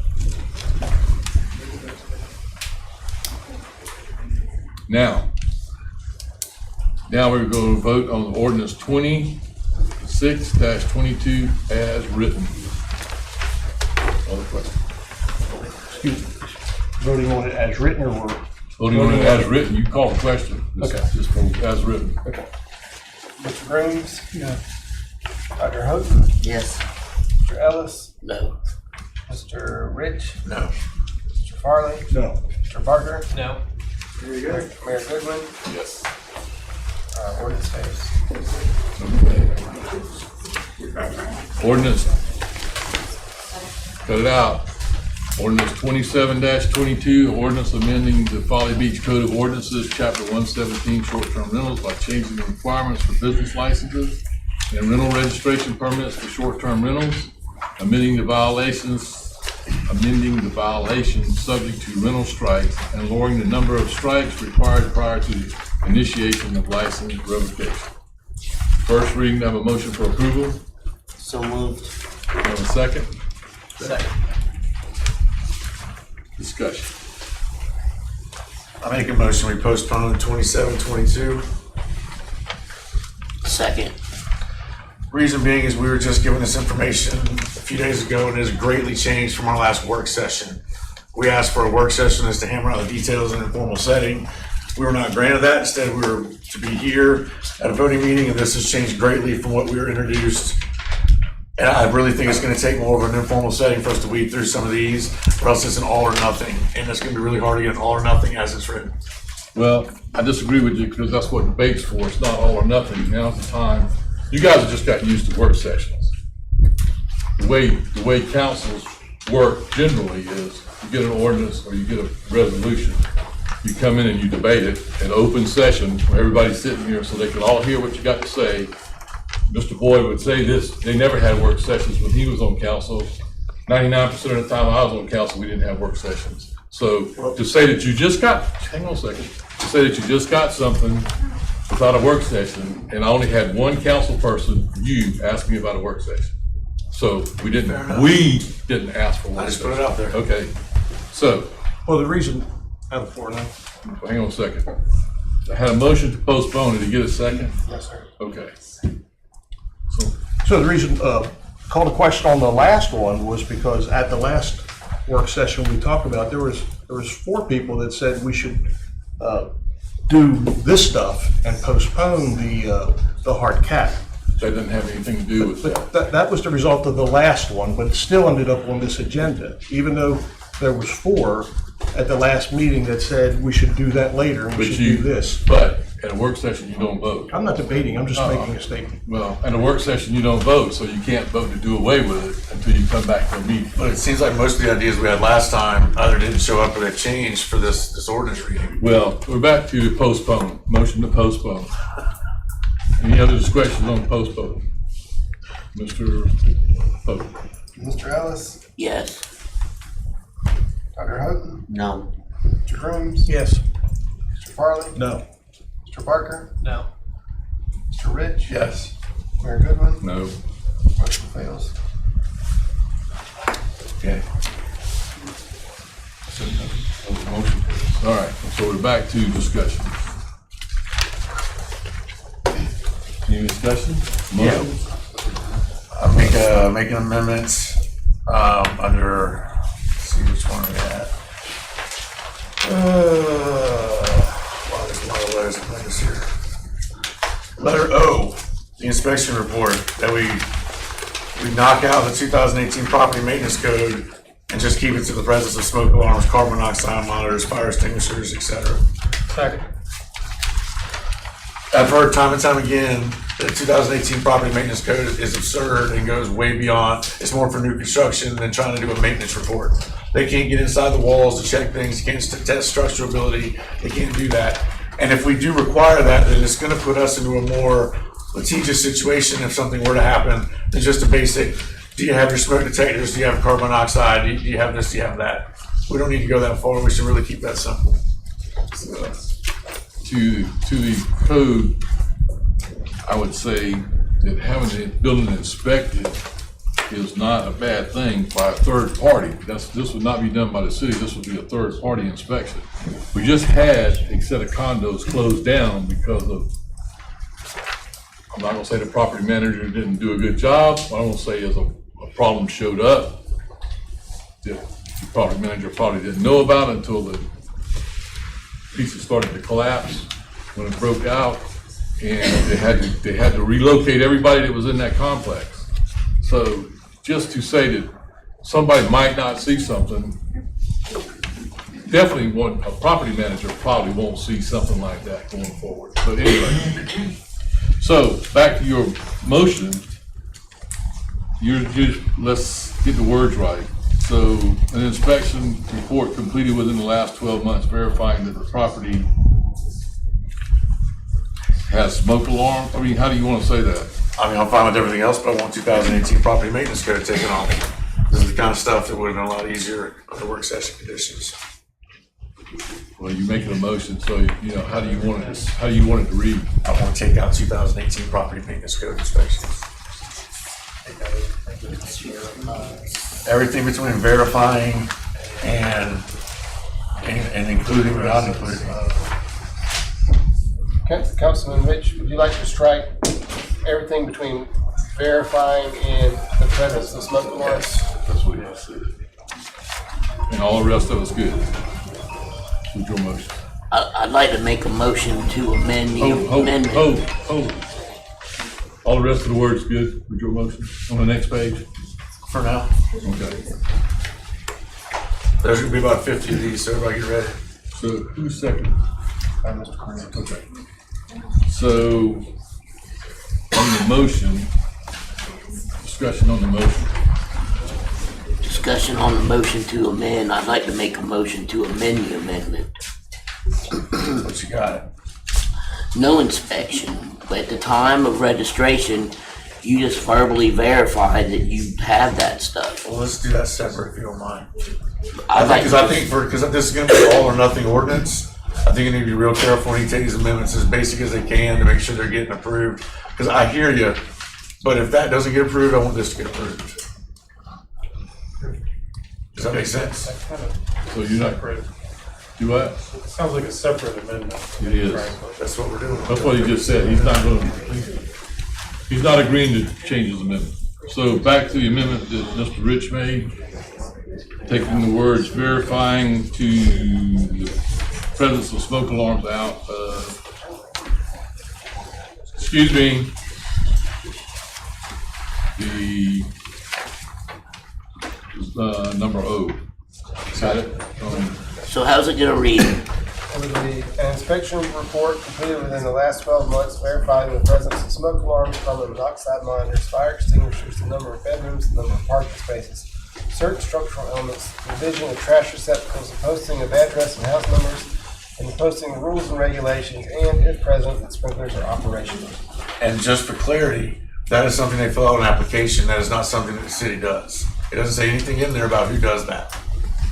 So that's something that they fill out on an application. That is the way it's intended. That's the way I'm intending it to be. Yeah. Okay. Well, and just to help you with your clarity, just like the sprinklers are operational, you have to have, if you have sprinklers in a rental place, you have to have it annually inspected by a state certified inspector. So, I'm just saying, so that's, it goes along with you I just saying. want to make sure, because this is what I think a lot of Mr. Ellis's concern is. Yeah. I don't want somebody from the city walking into every building on this island, Yeah. making sure they have fire extinguishers, stuff like that. That is not our job. So basically it's, you're basically verifying it at the time You're of the verifying it to the registration. city, yeah. Okay. To clarify. Let me finish. Hang on. At the time that you fill out the rental registration, that's you verifying the stuff? Yes. Is it that, or is the applicant saying, I possess an inspection report? That's what I was just getting ready to say. If you would change your amendment to say a third-party inspection report could be presented, because that would take care of, I have to present an inspection report of sprinklers to the fire department, I have to present a report of whatever to somebody else, so. According to what this says, this doesn't say anything about that. If we have an application that these people fill out for rental license agreement, then this would be one of the things on there. Is your property equipped with these things? They mark yes to it, it's over with. They don't have to go to the fire department and say that, and this department and say that. It's on the rental agreement, and that's it. It doesn't say anything in this section about having to go to 3 different places and confirm it. It's just a simple verbal commitment on a registration form. All I'm saying Let's not add a whole lot to it. all I'm saying is if you had a set of condos and you got a sprinkler system in them for life safety, you have to have that annual inspection, and that annual inspection has to be delivered to the fire Now, department. if you want to add, I can add at the very end the words, or an annual third-party inspection form, that covers any of that, that's fine. That can take the place of it, but all this says in this paragraph is that they have these things. It doesn't say where they need to report them to or who. I expect that to be on the application form, but it doesn't say where it's supposed to be for sure. Yeah, Mr. Mayor, what I'm getting at is I don't want it to be mandated that all of these property owners have to hire a third party to come inspect and then provide this documentation that really doesn't, it existed parts. I want like the you homeowner to be able to say. sign off on it and say they have these things, and then we take them with that. It is in no way or form for us to do a peek and search warrant in everybody's houses and what's going on and find 10 other things they gotta fix. That's not what's intended here. So, Okay, so let's just say, instead of an inspection report, just say a report completed within the last 12 months. What kind of More like an report? attestation. Yeah. The individual's attesting that they have these things. It's not a report. per Right, se. yeah. Confirmation, documentation. No, it takes away that inspection stigma. Oh, that's what I want to call them. That's what I'm saying, so. Would you say take what? that word out of there and put something. Certification? What would you say? Signature. The homeowner's signature saying they've done these things should suffice. Okay, so since all the other ones say certified, we could say certification by the owner that the property possesses carbon monoxide smoke alarm, blah, blah, blah. And then that's not an inspection report, that's just them certifying it. So take that out and make a certification. Excuse me. A certification of At the time of a rental, certification by owner that in the last 12 months, this. at the time of rental registration, You don't even have to say that, but just say a certification that the owner, because all this goes back to the rental registration. Let's start with that one. I do think one additional clarification, probably necessary, certain structural elements. You might want to remove those 3 words in the last line. I was gonna make that a new amendment, but we can make it a friendly one to this one if you'd like. because that doesn't even. If we're doing all this Sunday, that structural don't need to be in there. elements, I mean, what does that even mean? That's kind of vague. Well, all right. Let's read it like you got it now. Certification by the owner verifying the presence of smoke alarms, carbon monoxide monitors, fire extinguishers, the number of bedrooms, the number of parking spaces, the provision of trash receptacles, the posting of address and house numbers, posting of rules and regulations, and if present, sprinklers are operational. I didn't hear within the last 12 months. It wasn't. It wasn't. It's just on the rental. Just said that he's certifying it. Somebody's certifying. The owner is. All right. On the amendment. Mr. Barker? Yes. Mr. Farley? Yes. Mr. Grooms? Yes. Dr. Houghton? Yes. Mr. Ellis? Yes. Mr. Rich? Yes. Mayor Goodman? Yes. Amendment passes. Okay, back to ordinance 2722 as amended. Yeah. Any other amendments? The whole thing? Yeah. Yes. On page 12, in number 1, no business license shall be issued for the rental unit until a certificate of occupancy. I'm wondering what happens when somebody buys a house and they want to renovate it completely and they go ahead and rip out like the kitchens and bathrooms. In that case, they wouldn't be allowed to have a certificate of occupancy, even though at the change, they would be entitled to a short-term rental license, but they wouldn't be able to gain the certificate of occupancy until those things were in place. Is that right? So is there a mechanism that we can put in here that would be an exception that if they declare their intent to get that upon the sale of the property? Well, if they got their license before they started renovating, they just couldn't put anybody in there while they're renovating, but they could have their license in hand. Nothing saying they can't get their license within the 30-day limit before they start renovating. Without the certificate of occupancy? The certificate of occupancy comes into effect right now. We have that problem, we have that same thing right now. When you're building a brand new building, or you're building a brand new house, you can't come down and say, well, I think I'm gonna rent that in 6 months, but it hasn't been completed.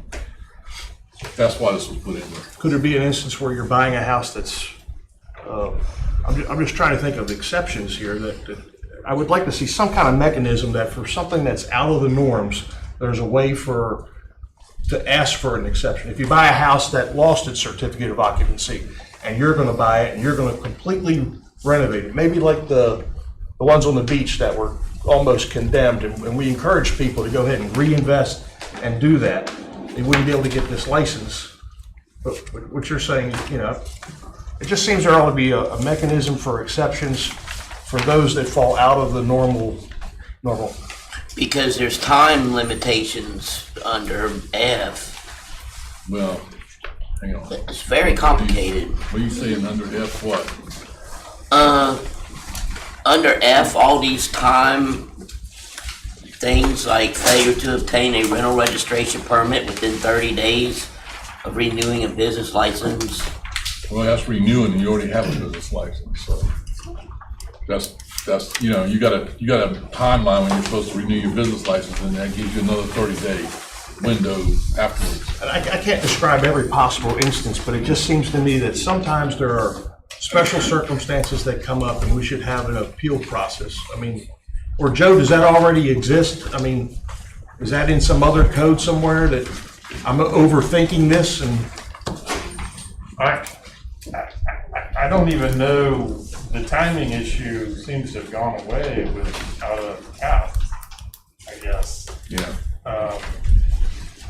Well, yeah, there is. There is this, I mean, any decision by Eric, for instance, is appealable.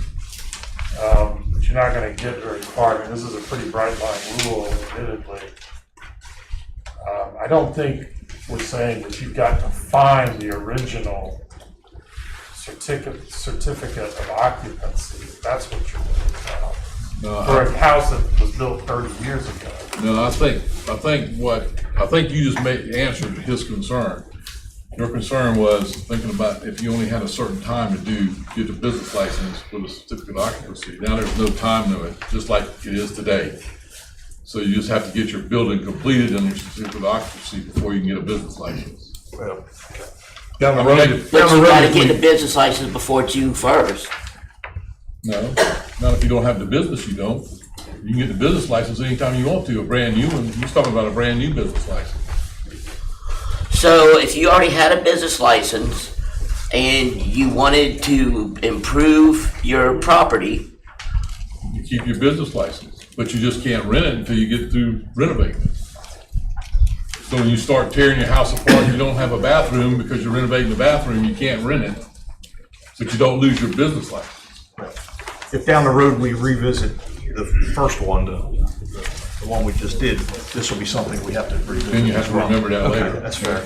How about, in setting the fees, do I still have more? Yeah. In setting the fees, we have an idea of what it's gonna cost us for the enforcement people we're gonna hire, and are these fees set so that does it look like our revenues are gonna equal our expenditures based on the fees as listed? I don't know how much that's gonna cost, but you're talking about at least 4 people, a minimum of 4 people, plus whatever it takes to get that process established. So it'd be 4 people, probably a vehicle, at least one to run around town in, so I don't know exactly what the cost is gonna be. But, so have we calculated what the revenue's gonna be with, going with today's numbers, do we know what? With today's numbers and today's split between 4% and 6% properties, it's approximately $1.465 million a year. Now that could change depending on the ratio of 4% licenses to 6% licenses, the total number of licenses, that's today's number. And since we're looking for a balanced budget, what do we think those expenses are gonna be? Higher or lower than 1.465? I don't think it'll be 1.465, but I can't tell you exactly what it's gonna be until we get through going through the process.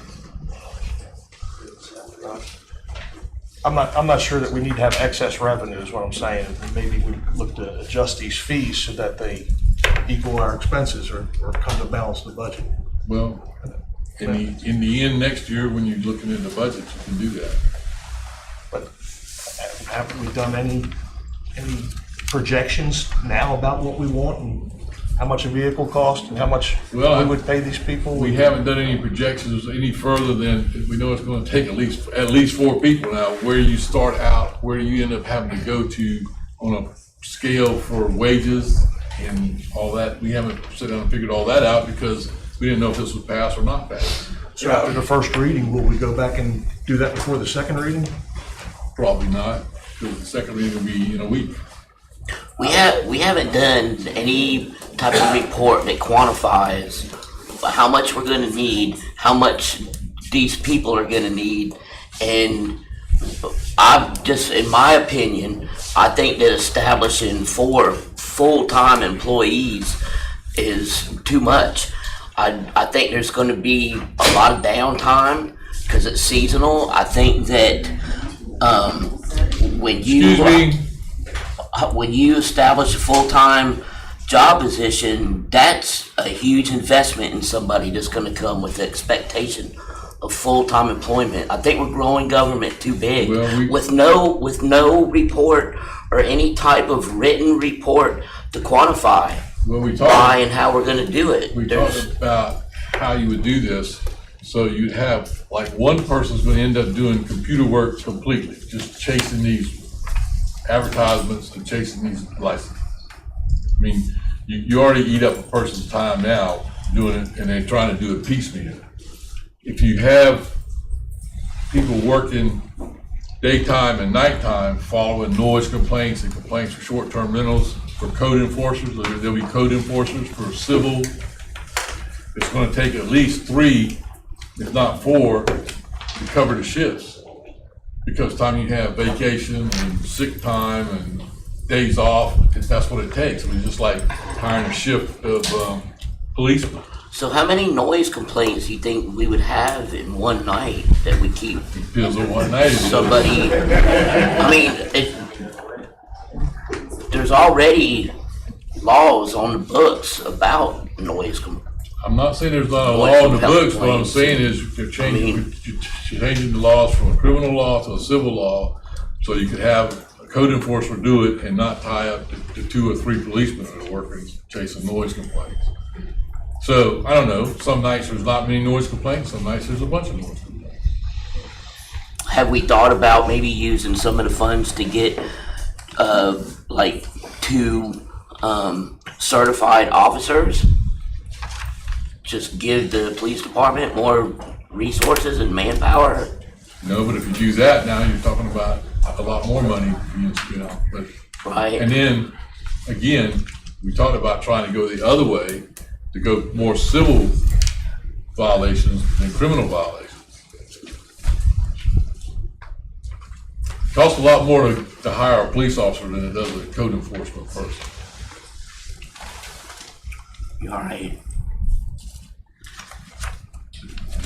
Any other? Yeah, I've got my hand up for a while. It's not, you gotta understand, we're trying to be more proactive instead of reactive.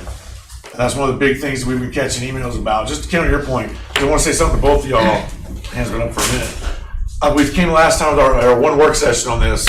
We came up with some better figures as far as what we thought applicable fees would be. One thing we've kind of heard since then is maybe a sliding scale of fees, maybe the best approach. Banking on how much money, income that house takes in, almost like your business license. You make this much money, you pay this fee. You make this much, you pay this fee. And my DEC license is the same way. A lot of state licenses run that way, so that's nothing new. But also, it does make it more fair for people. But the reason why we do need all those people, because I do agree it's going to take at least 4 people. We're going to need it because we need to become more proactive as a city instead of reactive. We don't need John Smith calling the cops 12 times one night because of a party, and the cops are dealing with robberies, assaults, something else over here on a summer weekend. We need a group that is dedicated solely to this to be proactive on it. So they know, hey, 20 guys just checked in over here for a bachelor party. I was going to ride by and check on to make sure the noise is at an appropriate level instead of waiting on them to break the rules and go around. It does need to be something that's a little more proactive. That's one of the biggest things that I think we've heard from residents. We need to hammer those things down.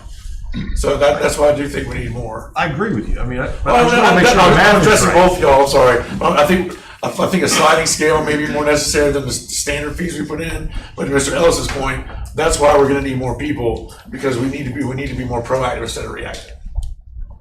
Sorry, I've had my hand up for a minute. And then both y'all got on. I was about to lose my points if I didn't say it. It's okay. Any other? Yes. Amendments? Okay. No. Oh, amendments? Yeah, I have a bunch of amendments. I've got amendments. Okay. I actually think whoever's got the floor. I mean, and then when the amendment is on the floor and it's open for discussion, just to remind you, is everybody can talk. It's not that We person, keep getting, not really. to that point. So. Yes. Okay, so the old little dean in me raises the hand. That's just so in the spirit of moving forward, clearly we can't predict certain. I mean, this just happened. Let's be realistic as far as assessment models, problem solving. Is it 4? Is it 3? What are the numbers? So on and so forth. Okay, so the reality of the situation is The answer is sometimes we don't exactly know. So what do you do in that situation, okay? In my opinion, and trust me, a lot of this I'm learning on the get-go, is that can we move forward and say that, yes, we will trust the team, the staff, so on and so forth, to quantify more, do some homework.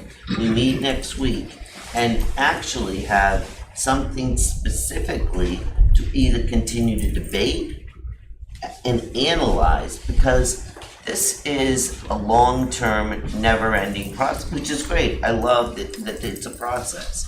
But the other thing is we'll have to assess, move on. Assess, move on. We're solving problems. We don't want to create problems that don't exist. I mean, I don't want to take up a lot of time, but just to move forward, it's just, I'm at the point of saying, I don't know some things, and there's other things I still need to learn. Is there a motion on the floor? No. No, that was a comment. That's. Mr. Ellis? I've got some amendments. Go ahead. Okay,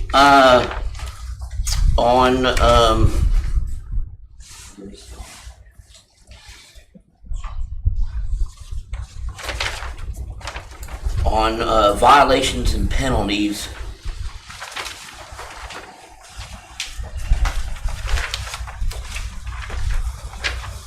The page 16J. Thank you.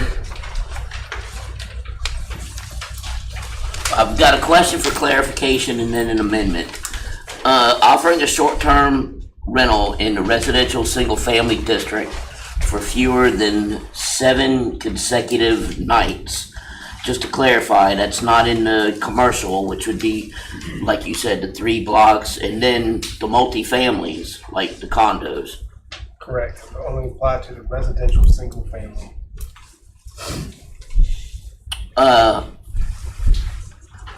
So I make a motion to amend to strike J. Remove the regulation on the nights. Would you like to, never mind. You just want to remove J completely? You don't want to change the number of nights? I mean, if anybody else wants to. Okay, so I have a motion to remove J completely from. Second. Okay, so that's on the floor. Anybody want to make a motion to amend the amendment? No, That's I what think the it's Robert's fine rule- because it's covered in K. No, it's not. No, it's not. It says any other zoning district. We can fix that in just a Well, second. It only needs to be in one place, not that we need two. That's why So I if we asked. do agree to strike this, then we'll need to amend K here in just a second, which I got a feeling 2 or 3 of us are gonna do anyway. Any other discussion? I know I used the word clarity a lot. So what we're saying is we're striking 7, we'll eventually go on to K and discuss 2 consecutives. Yes. Okay. Got it. Any other discussion? Mr. Bowes? Mr. Grooms, Yes. Dr. Houghton, Yes. Mr. Ellis, Yes. Mr. Rich, Yes. Mr. Partner, Yes. Mr. Farley, Yes. Mayor Goodman, Sure. passes. Pass before it gets to me. Okay. Mr. Ellis, you still on the floor?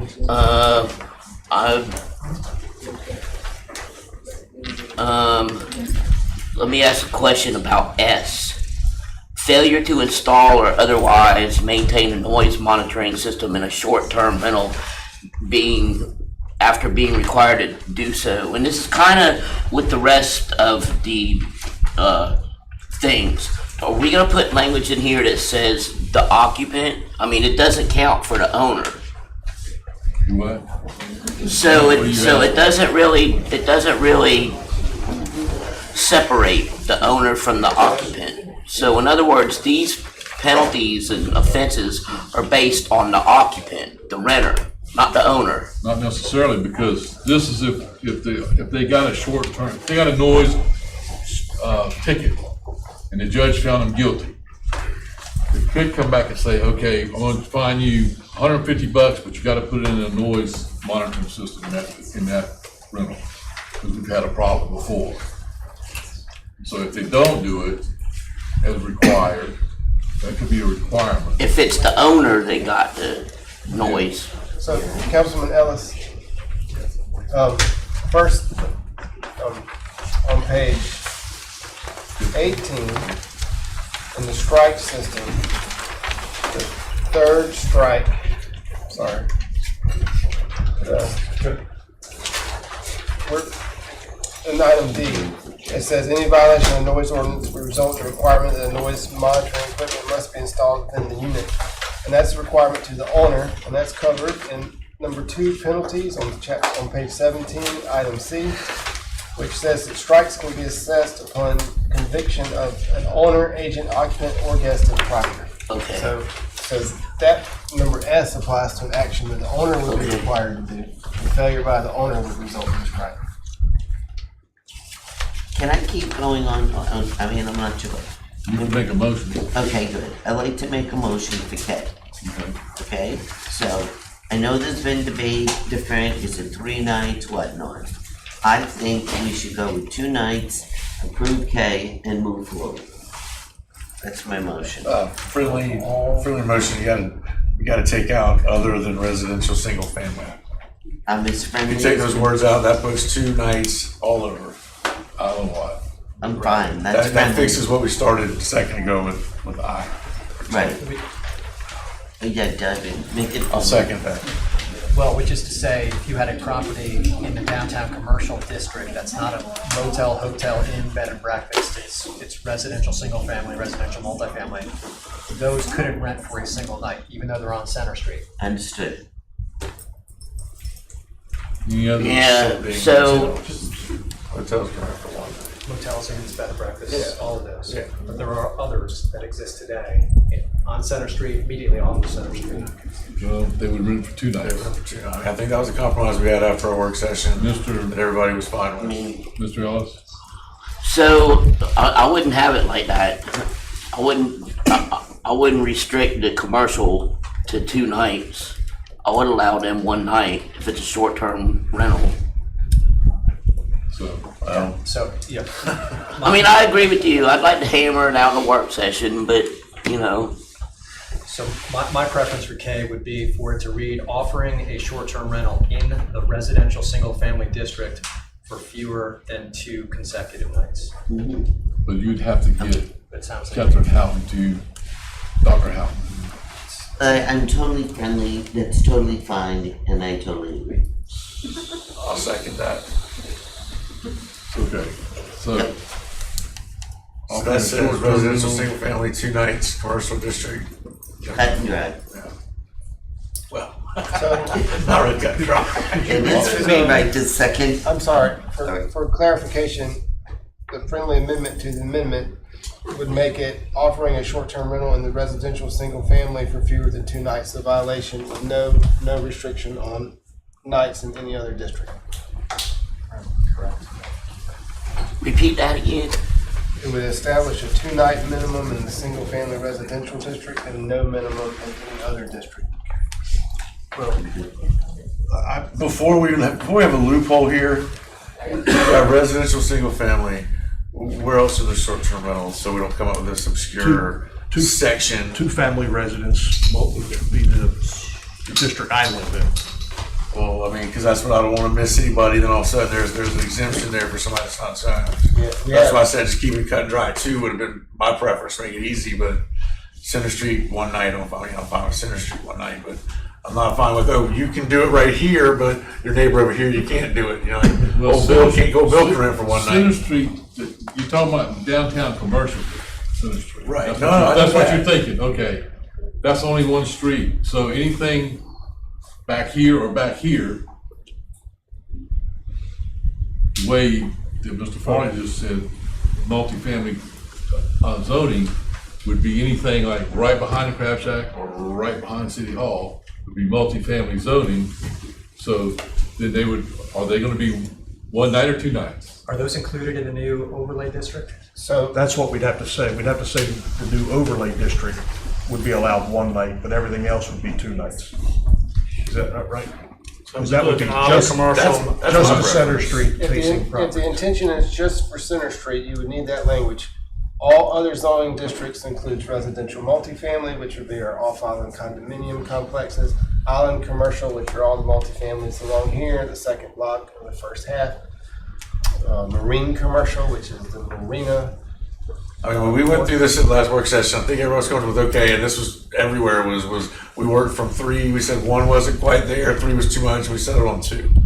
But I think that was meant island-wide. I mean, personally, that was the gist I got from it. That would be the easiest thing. That was the gist I got from it. I And I'm fine with what we said in that work session. I'm fine with a lot of things we've done, not necessarily where it is now. I said that I don't agree with the government controlling what somebody can do at their property as far as renting how many nights in any zoning district. Well, then That's you vote no. just my opinion. So, okay. Let's get back to Dr. Houghton's motion. Where do you want it? You want an island-wide, you just want a multifamily, you want a single family? Okay, I know, right? Okay, I want to be able to say that I agree with the modifications. So if we exactly need to, if someone else needs to say it more succinct, I'm fine with that. So what exactly to be, I know. Which modification, you made it, you modified it twice, so which Right. modification you talking about? Right, I want yours and yours before I mean, right? We're striking, I mean, it's like. Why don't you just make it island-wide and be done with it? That would be easy. You're all fine, okay, you're fine with island, okay, island-wide. Right? Second. Say lovey. So item K would now read, offering a short-term rental in any zoning district for fewer than 2 consecutive nights. Right, back to that.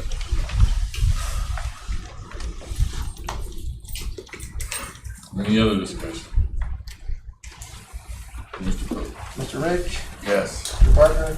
Yes. Dr. Houghton? Yes. Mr. Ellis? No. Mr. Farley? Yes. Mr. Grooms? Yes. Mayor Goodman? Yes. Passes. Any other amendments? Yeah, I've got a question about page 16, letter F. The 49 to 25 people. And Aaron and I spoke about this Friday, and I don't know if you were able to get any clarification on it, but you remember when we had the protesters and all that a couple years ago? I thought there was a federal law that states with gatherings, we couldn't go any lower than 49 for stuff like that. I thought we had a problem with them.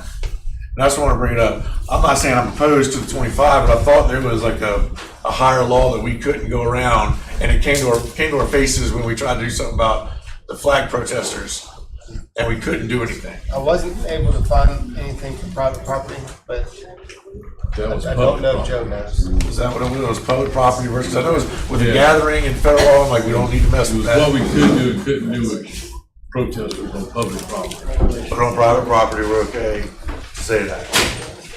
I would imagine so. I don't even remember that being an issue with the protesters. So I was here. But I don't recall any number cutoff. But in any case, it wouldn't be applicable because definitely rules are different for protests on public property versus. Okay. I'm just making sure we're not getting in any. I'd be more than happy to look at that. If you don't mind looking into it for a second reading, that'd be great. And that's really the only reason I just want to make sure that we're covering our P's and Q's. Any others? And the whole thing? On N, failure of the this is on page 16, and failure of the designated agent listed on the rental permit to respond to the property within 30 minutes. Thought we'd said it didn't have to be to the property, just had to respond. They could call up. I thought that was an hour. Yes. Well, you want to make it respond to the property in an hour or respond to the? I'd like to just to the call in 30 minutes. I'd like to say failure of the designated agent listed on the registration permit to respond within 30 minutes, and delete to the property. That way they can respond by phone. Because they might not be able to drive out here in 30 We definitely said that. I thought we went to an hour for response time, especially if we're going to be property. Why don't we do this? You gotta respond within 30 minutes of the notification and then show up at the property within an hour. I think that's unreasonable. You don't know what people are going through and what's happening. I think responding within an hour was perfectly out. I think that we hammered out an hour. Honestly, I thought we just said that we wanted some response, like pick up the phone. That's what we said for the 30 minutes. Right, Yeah. 30 minutes, it's my property, I'm picking up the phone, then we allow the person to deal with what they need to do. That's You know the good things about having this as a voting meeting, the only good thing about this right now? I make a motion to amend on page 16, letter O, all right? That we strike the letter words to the property, and we change 30 minutes to 60 minutes. So that it reads, failure of the designated agent listed on the rental registration permit to respond within 60 minutes of notification from the city of an emergency. Second. Okay, any other discussion of that time, I would rather leave it at 30 because respond is just making a telephone call. We shouldn't have to wait an hour for a telephone call. What do you need them to do? They might say, you have my permission to go in. What if they're like in a wreck or something's going on? People have life isn't always comfortable. Stuff happens. I mean, 30 minutes is not long. Well, to be honest, I mean, think about when you were a kid, you watch Happy Days. It was over like, that. And it was over. You had to wait till the whole next week. Second is 60 minutes. I'll be honest with you, happy days or not, if I'm a homeowner and something critical is happening, to pick up a phone within 30 minutes is reasonable. And then you deal with what the crisis is. You know, that's how I see it. At 2 o'clock in the morning, I bet half of this board right now isn't answering their phone, right? But some of y'all probably got it shut off. 2 o'clock in the morning. No, I'm answering it. I mean, like What if they're at the hospital having a procedure or I mean, that's what I'm saying, is there's always, I'm with you. When I was on the job, I answered the phone all the time. If I was a property manager, I'd answer the phone all the time. That's funny. But I'm not. You're gonna be the only person I said that would have answered the phone right now. I'm not a property manager now. But if I was a property manager, I would answer the phone at any time at night because it's part of the job. And I think it's reasonable. And, you know, and safety and security are critical. So votes, baby. Picking up the phone 30 minutes, then you deal with it. That's why I made the amendment, so Okay. you better vote on it. Any other questions? Make it real easy. All right. So this would say failure to designated agent listed on the rental registration permit to respond to the property.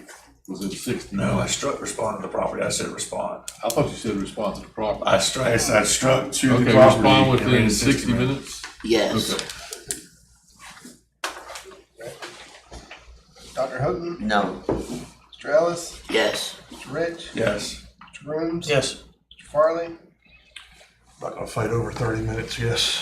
Mr. Parker? Yes. Mr. Goodman? No, Passes.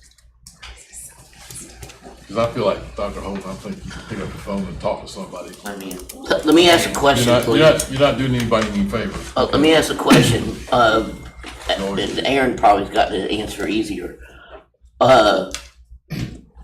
About the ATAX proof of documentation. I know it's probably easy to get from Charleston County, but from the state, do you know how hard it is? They should have a number. Which page are you on, Michelle? Not if you're only on VRBO. VRBO pays that for you. Which page are you on? I'm on, well, just wherever it is. I just know it's, is there an amendment? That would be. on the, It might be, Page number from the bottom right. Yeah, 16. it's on Q, on page 15. No, 16's Q. You fail it. well, there's 2 Qs. Okay.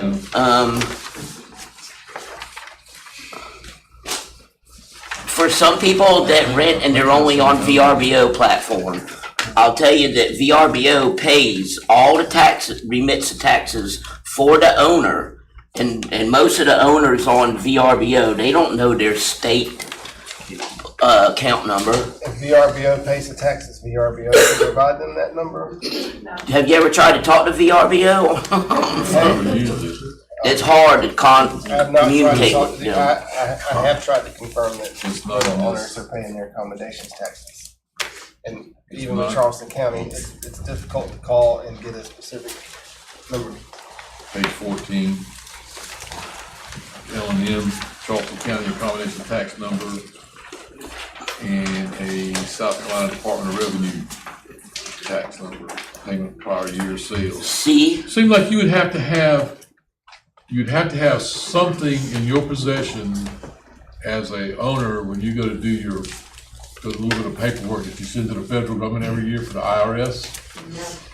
You have to have some information from theirs, I would think. Well, I can tell you that VRBO offers a report to the owners, but I don't know what all the other rental platforms do. It's an Excel spreadsheet they send you, that's it. And some of the other platforms aren't even in this country. Like, Booking.now, that's not an American company.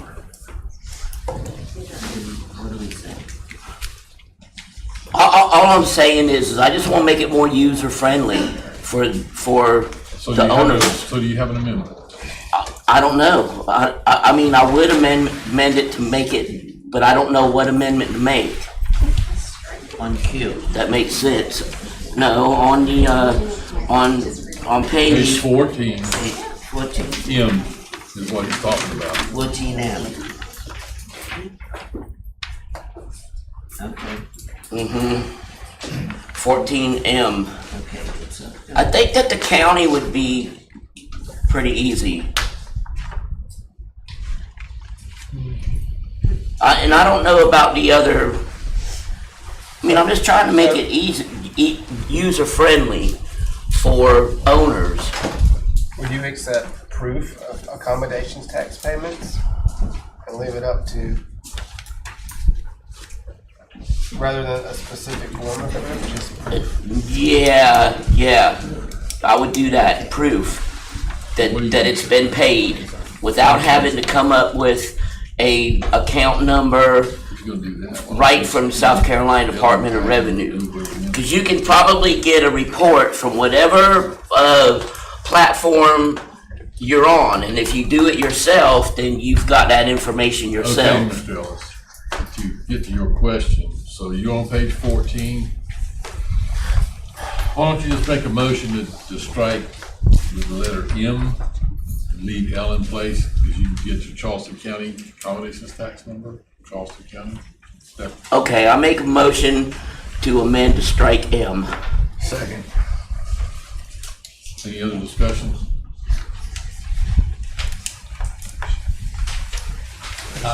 One question for staff. Do you support it? Can you administer to it? One of the issues we have with short-term rental management is confirming proof of accommodations tax. We have currently a very difficult time getting proof from the owners that they're paying their accommodation tax or matching accommodations taxes to rentals. Striking M leaves us back on the honor system, and the owner is properly reporting and paying their South Carolina. That's the purpose of M, is to get some way for the city to make sure folks who are renting are paying their accommodation taxes to the state. So could we word it just to say proof? Because here's my thing, Mr. Parker, is that to prove, to have a specific paperwork from the Department of South Carolina Department of Revenue, it's kind of hard to get them. But if you could provide some type of proof, the company that you're with would be able to generate a spreadsheet. They've got the information, but it's not from the Department of Revenue. I'm with you, and a lot of the times, even when we're doing budgeting, we don't have final accommodations tax numbers in for a while, just because of the way their system works. So I mean, it can be tricky to get that information. That's why I seconded it, because I know when we come to budget time, we're always having a problem getting affirmative, ATAX numbers until late in the process. But you can get those numbers more up to date from the rental platform. They're not accurate. If you look at your numbers, they're not accurate. Yeah. So I just think that would be a little bit user friendly than, I'm telling you, to provide a South Carolina Department of Revenue account number with receipts for payment of the prior year sales and accommodations taxes due within this time limit that in another place in the ordinance, it's problematic. And I mean, and then people have to do that along with all the other stuff that life's throwing at them. So I'm in favor of greater user friendliness, but what I'm not in favor of is the honor system. Gets back to what Mr. Grooms was saying about liars and cheats. I just think we're opening ourselves up to too many potential end-arounds. Well, and I agree. Well, why don't you hold this, just put this on hold until next time. Mr. Pope can see if he can get some information from the Department of Revenue, DOR, South Carolina DOR, if there's any way to get that kind of information for you as the I mean, it would be good to have that before we pass a law mandating people do it. It would be nice for us to be armed with the knowledge that it's something that's doable. So just retract your motion until next time. Okay. Just highlight it for next time. All right. Okay, I'd like to make a motion at the bottom of page 17. As previously discussed, I would like to see the first strike be a written warning and not a $500 penalty, so the property owner can take corrective action on the basis of the written warning. Well, the problem is, you're talking about every 7 days that problem changing. So this conviction could be given to the people, you know, when we left, but the police have gone to places before and said, okay, y'all need to turn this down. And before they can get down the street, they get a call from the neighbors again, so they're going right back. So then what they do is they write the occupant of the place a ticket. Now, the strike is gonna come if that occupant is found guilty. Not just because, not like the way it is now, not just because the police wrote a ticket, it's gonna be because they wrote a ticket and they were found guilty.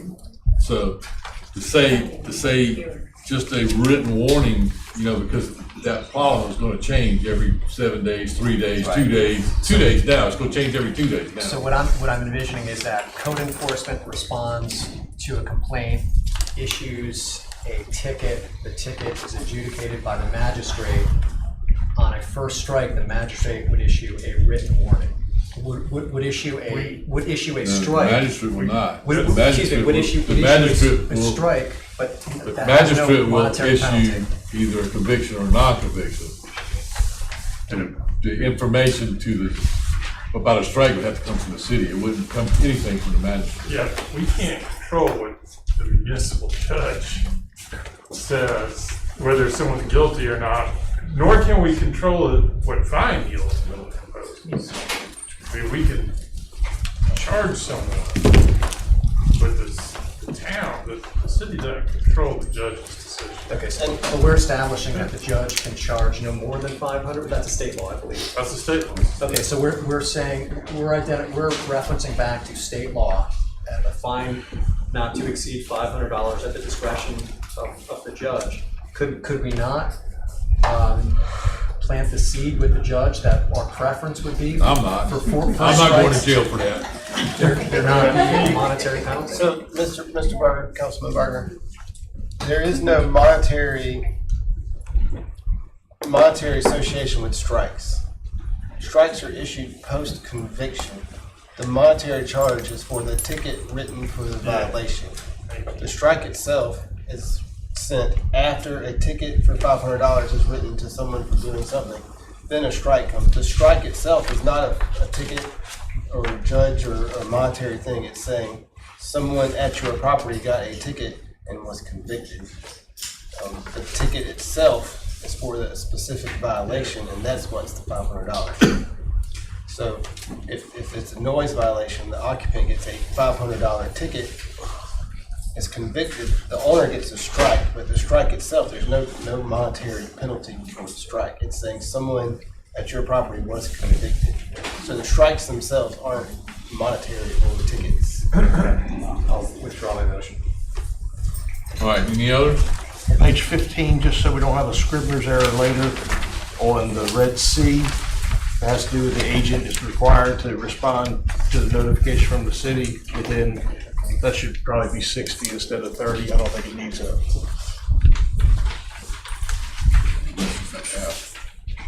Very good. Any others? Yeah. Where is it?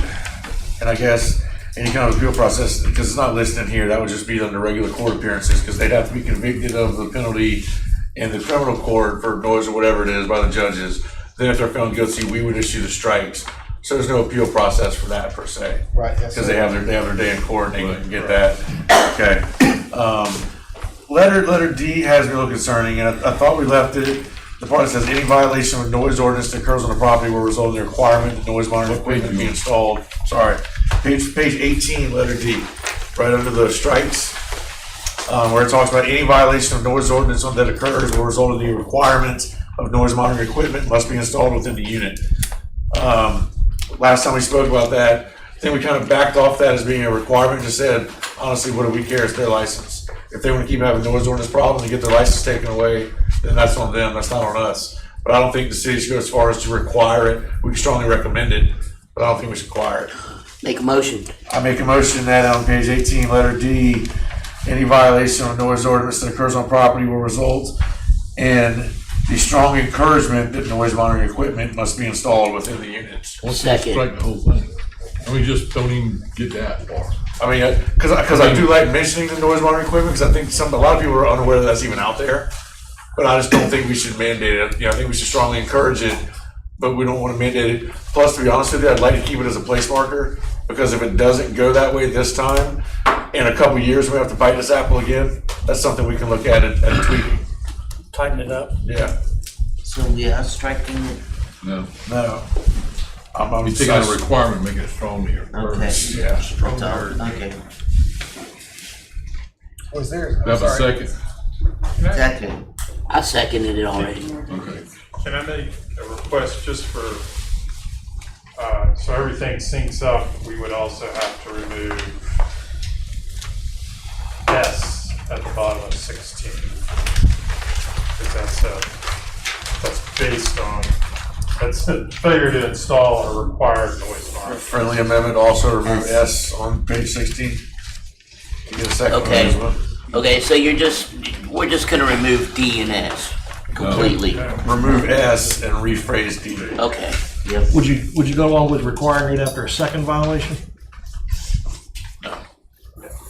So, because what do we care? We're gonna, if they have the strikes, if they get 3 strikes, we're taking a license anyway. I don't feel the need to mandate, say, look, we're gonna babysit your property for you, and say, if you need to do this, when if you get another noise strike, we're just gonna take it away anyway. If you can't get within the rules after your first couple, you're probably not going to. In a 10-month period. 12 months. Wow.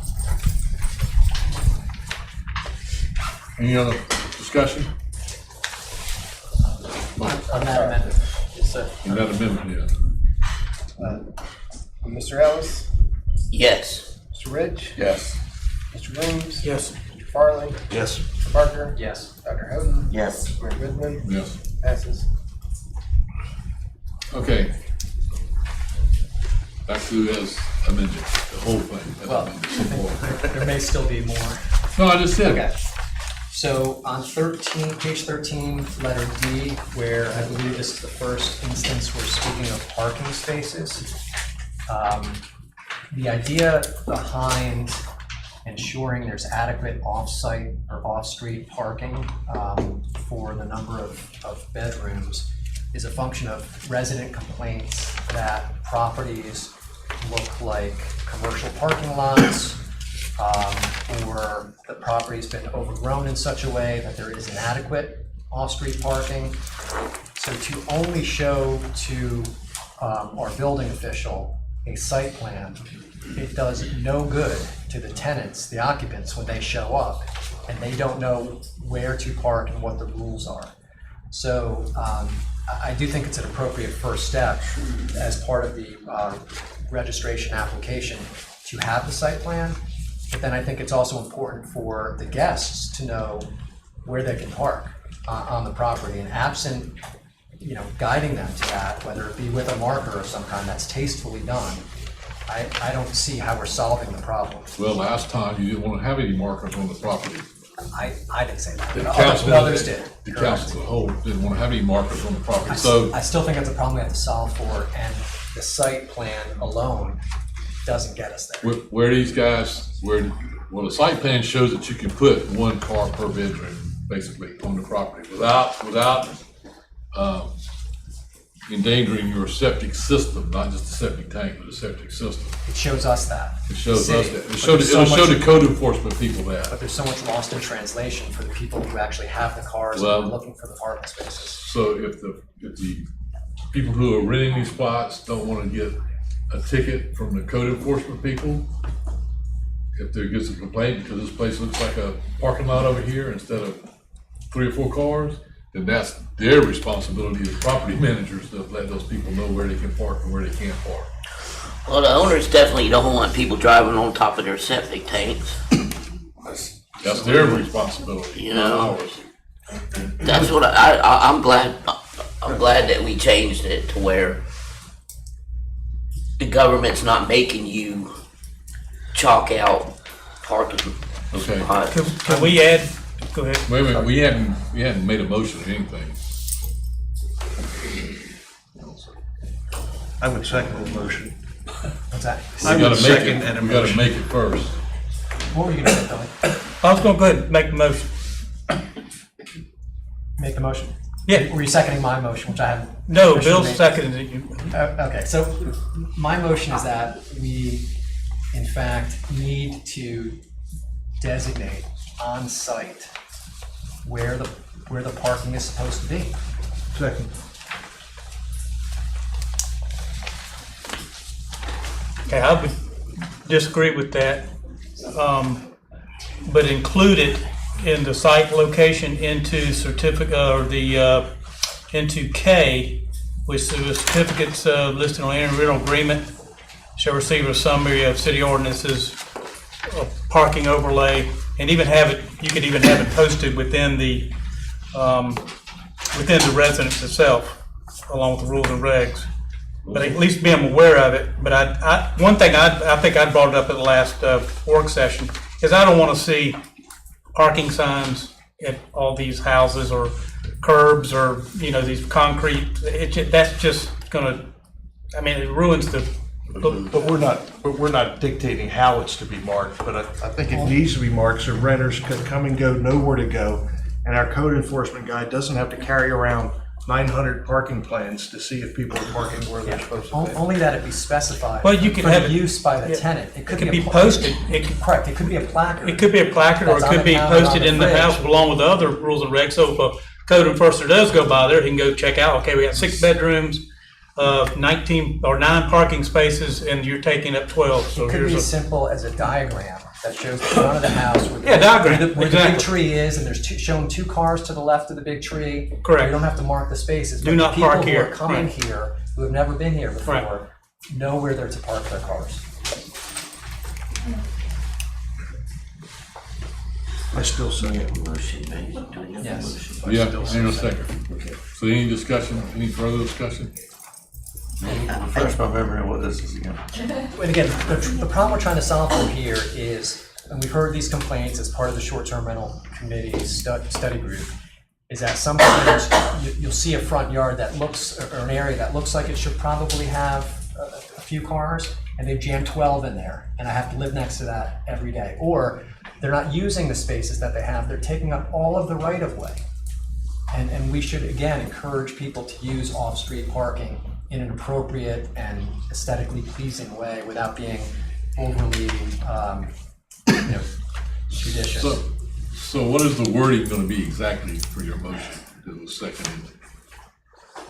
That we should require, not only require, let's see here, a site plan, or what make certain the site plan is available in the unit. It's not only something that gets submitted to the city, but the site plan, the parking diagram must be presented as part of the rental packet. Honestly, with the rules and regulation sheets, I think. Yeah. Councilman I'm sure Barker, someone can do better with that. Councilman Barker, would you like your motion to have that and K, which is post the rules, regulations, et cetera?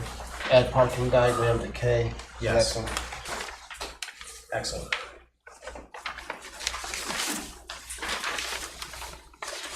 So we flip the page.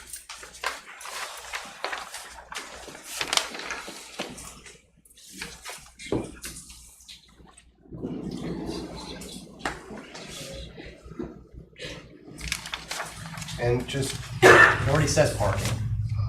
That's regulations Right, regarding that. so we'll add the parking diagram to be required to be posted in the unit, but would you also like D to require each parking space to be physically marked on site? Not on site, on the diagram. Okay. So you could just do K and forget D. Yeah. Okay. All right, K on what page? 14.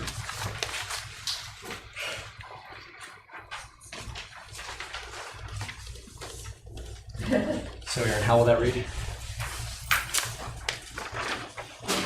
So it would read certifications that the tenants listed on any rental agreement shall receive a summary of city ordinances, including but not limited to regulations, and an approved parking diagram.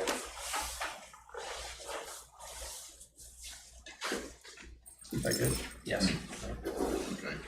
So they would have to make their own, because the summary of applicable ordinances shall be in a form determined by the city and made available to all owners.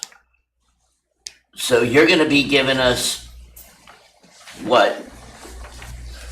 Well, I was thinking that whatever's used for purposes of the site plan could be duplicated. That document got submitted to the city.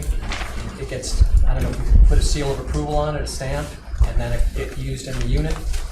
Good. Seal it. So the site plan we did. All right, any other discussion? Yeah, I just, I'm assuming some of these things came, to us because of staff and certain suggestions. And I don't wanna put Mr. Lutz on the spot, but from someone that probably responds to some of these issues. What would your suggestion, I just want your feedback on this discussion, if that's reasonable. I think where you just ended up with these purposes. That's all I wanted to know. Perfect. All right, any other discussion? Mr. Pope? Mr. Rich? Yes. Mr. Barker? Yes. Mr. Farley? Yes. Mr. Ellis? Yes. Dr. Houghton? Yes. Mr. Groom? Yes. Mr. Goodwin? Yes. Passes. Thank you. Any other motion? No, but just to revisit revenue versus expenses, will you be able to get something to us by the second reading that is an approximation of We will those? try. I will say it that way, how about that? Well, I'm not gonna beat a dead horse, but I would like to make sure that these fees cover what we wanna do and don't create a revenue surplus. And a burden to one bedrooms or smaller units. That's, Well, we look at a sliding scale, maybe we can come up with some kind of sliding scale between now and. because that's what I'm hearing is, there's one or two bedrooms. I mean, you don't create the revenue that you do as a 5-bedroom. And to have some sort of a sliding scale like you're talking about, I think would be best to. We've worked on it for a while. We got to a good number, but even a stationary number, it's not exactly there where a sliding scale would be. Then you can't really, can't say anything. If you make X amount of dollars, that's what you pay. Yeah. So, there you go. I don't like the, you have to prove that you had at least one booking in a year, because what about 2020? A lot of people didn't rent out because of the pandemic. Well, that would be just like. It's gone with a cap, right? Yeah, that whole. Oh, that's gone? Yeah. Okay. Any other motions on So, this? a question. 2722. Question that could lead to a motion. So on page 14, letter I, we've got a list of items, which is a little bit different than what is on page 18, B3. And I was curious if we want to make those the same. So once again, I'm comparing page 14, letter I toward the top. And with letter K. Comparing, yeah, I've got that flagged here also. But comparing I on 14 to B3 on 18. Well, that's comparing apples and oranges, because I on 14 says that the owner has read and understands these ordinances. The owner has read and understands those ordinances. And on page 18, you're saying the owner or agent shall provide the following for each person signing the contract. which they basically do now. I think most of them already give them a list of ordinances and all that. Not that the people signing the contract read it. That's two different things. That's the people signing the contract and the owner. Right, so let me run past you the missing words from I and K, which appear in B3 on 18. They include requirements for special events and maximum occupancy, as well as surfing. So is there a reason why we wouldn't want those words in I and K also? Copy of what? Maximum occupancy and Yeah, so. where's surfing? So so surfing does not exist in B3, but it does exist in J. J. I. Sorry. You're correct, I and K.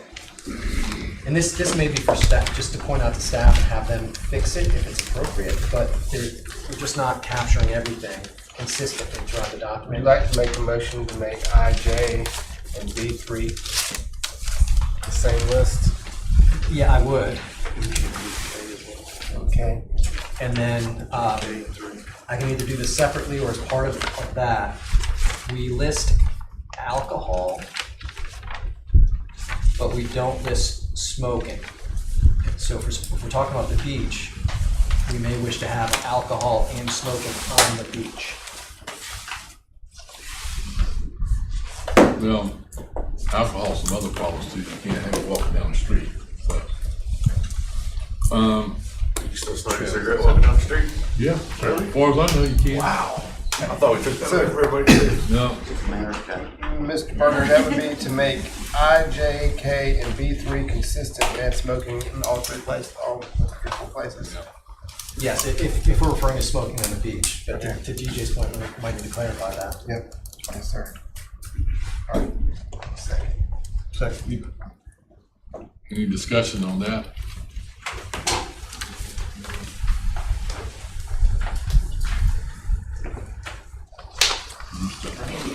Mr. Rooms. Yes. Mr. Rich.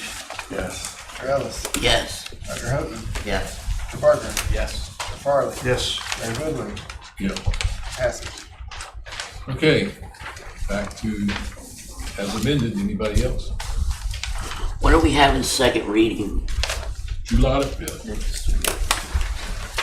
Anybody else? I mean, ain't no hurry. We can just do it on July the 12th. Wow.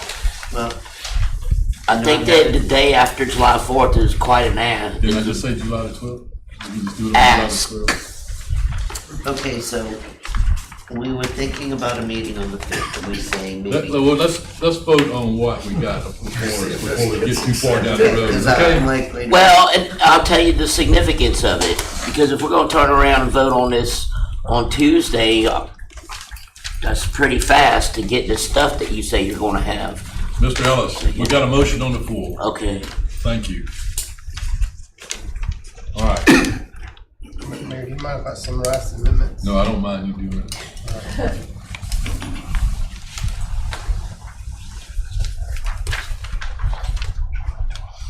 How many pages we got? So, the first amendment, amend item O to strike, to read certification by the owner verifying the presence of the things and eliminating certain structural elements. Second amendment is to remove item J, which had a 7-night minimum in the single-family district. Yep. The third amendment, amend item K to be a two-night minimum in all districts. Fourth amendment, to change item O, to strike the words "to the property" and change the time limit to 60 minutes instead of 30. And that also goes with 7C, which will change from 30 to 60 minutes.